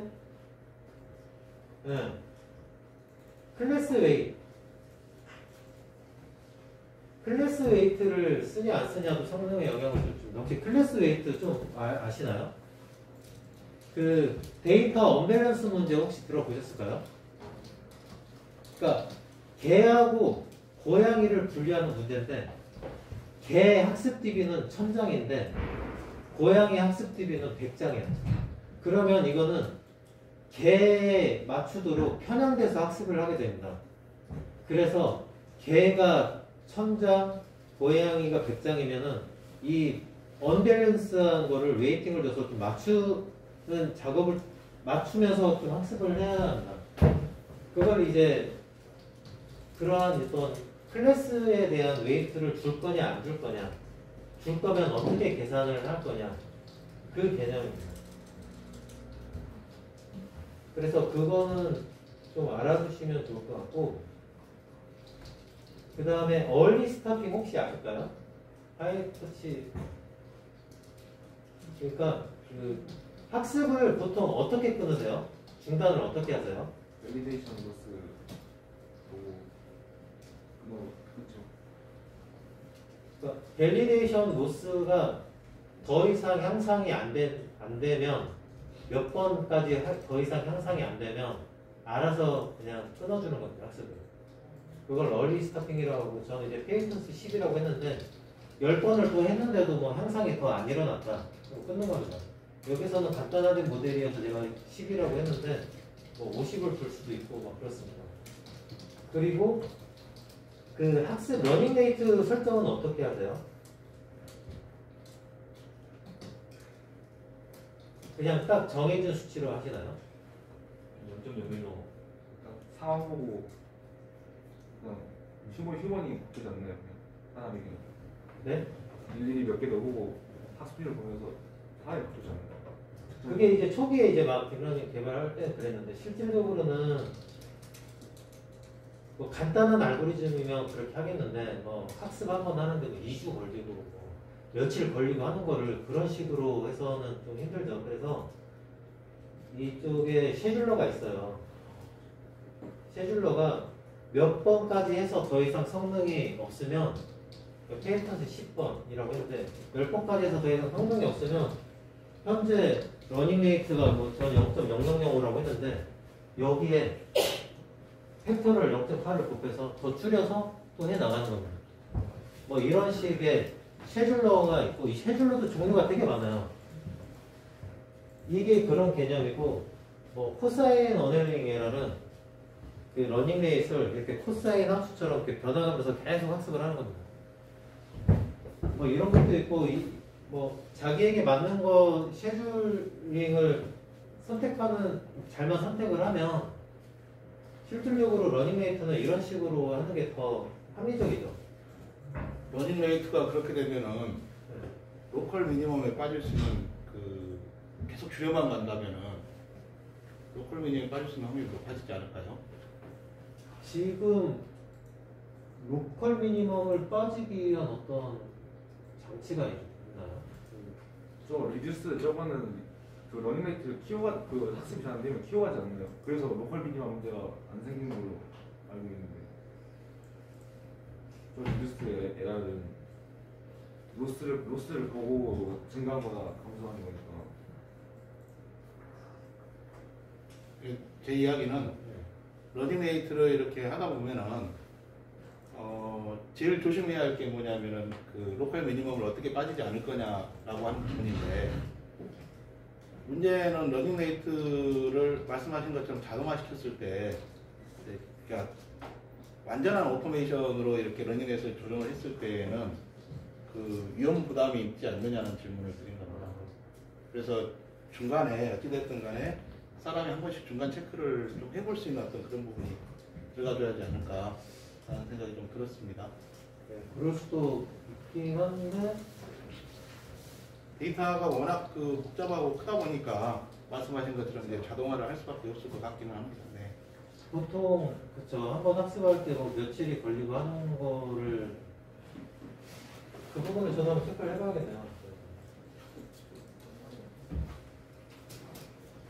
그리고 이제 뭐 크로스 엔트로피 바이너리 크로스 엔트로피 이런 개념은 좀 아시죠? 뭐 소프트 맥스 이런 거를 좀 일일이 이렇게 다루고 있는데 잠시만요. 이게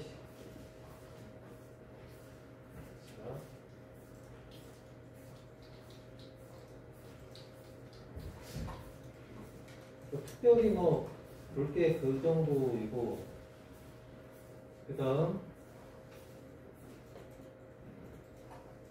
이제 테스트 이제 학습을 미리 해놓은 걸 가지고 인퍼런스를 한번 해본다고 하면 네. 인퍼런스도 뭐 별 다른 건 없습니다. 그냥 인퍼런스를 한다고 하면 그거 있네. 보통 그 성능을 어느 정도까지 끌어올리면 한 0. 몇 프로라도 올리는 게 정말 쉬운 건 아니거든요. 그러기 위해서 일단 그 가장 간단하게 앙상블 모델을 구현을 할 수 있어요. 다른 모델 뭐 이렇게 할 수도 있긴 하지만 한번 학습을 하면 가장 로스가 적었던 모델, 그 다음 로스가 적었던 모델, 그 다음 로스가 적었던 모델 이렇게 몇 개를 결정을 해서 계속 그 모델들을 가지고 있을 수 있거든요. 혹시 그렇게도 알고 계신 거죠? 그래서 그 베스트 모델을 몇 개를 가지고 있을 거냐? 4개다. 그래서 그 4개까지는 저장을 하고 있습니다. 그래서 테스트 할 때도 그걸 무조건 앙상블을 많이 한다고 좋은 건 아니고 여기서 막 2개까지만 한다고 하면 2개 하고 테스트를 해보면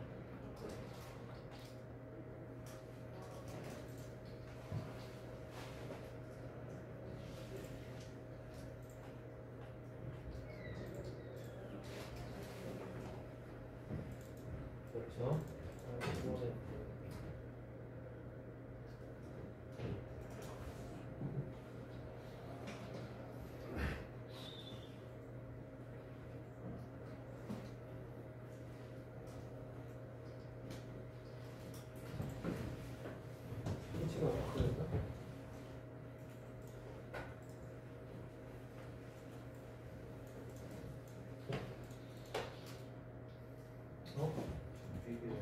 GPU가 안 잡히었어. 그러면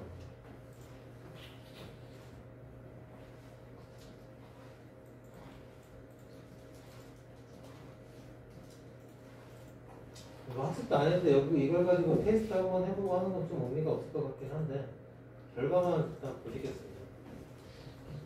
테스트를 하면 이제 내가 준비했던 거기 그 데이터 클래스에 대해서 성능들이 이렇게 나오는 거죠. 실질적으로 여기서 보는 거는 F1 스코어입니다. F1 스코어 뭐 혹시 뭔지 아시나요? 네. 그 다음에 그 매크로 에버리지, 마이크로 에버리지가 있는데 이 개념 혹시 아시나요? 그 평균을 내더라도 두 가지 버전으로 냅니다. 그러니까 매크로는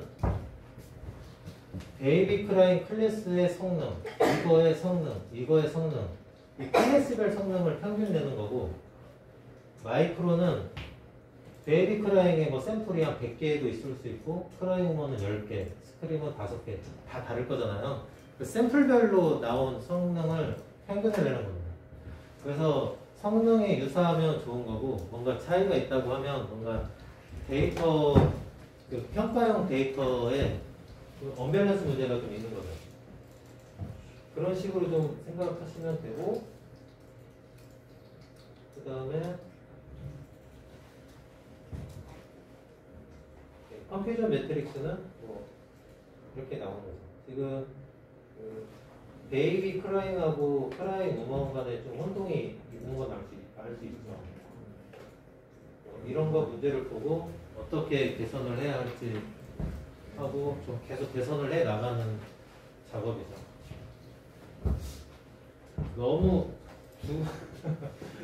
어려웠나요? 2시간에 좀 급하게 진행을 하긴 했는데 좀 어려웠을까요?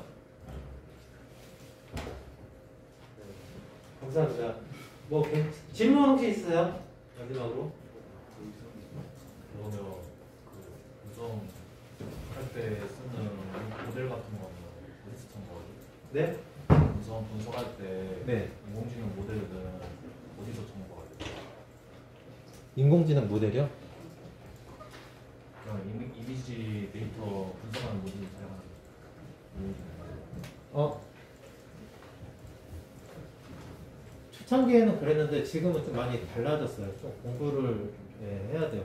그 음성에 특화된 이제 모델들이 많이 나와서 좀 공부를 해야 합니다. 그냥 있는 이미지 모델 갖다가 음성 적용해서 뭔가 아웃풋을 낼 수는 있긴 하겠죠. 하지만 지금은 그게 그렇게 뭔가 뛰어나네, 신기하네, 뭐 볼만하네 그런 가치는 좀 안 줍니다.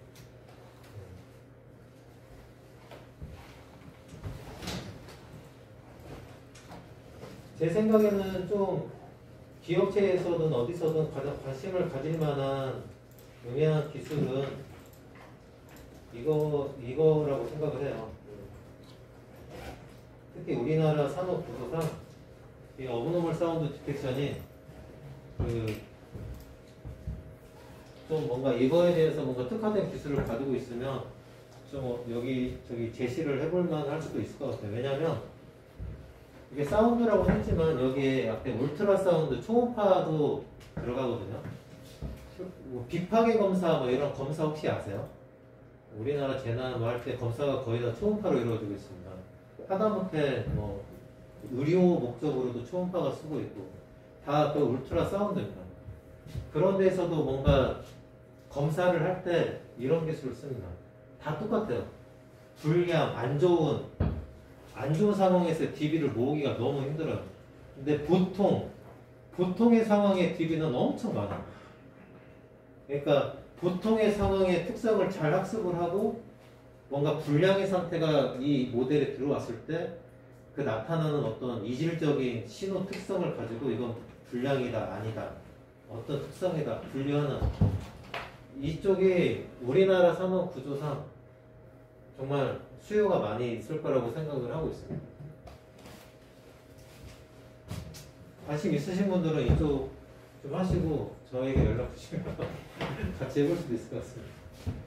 네, 발표는 이것으로 마치겠습니다.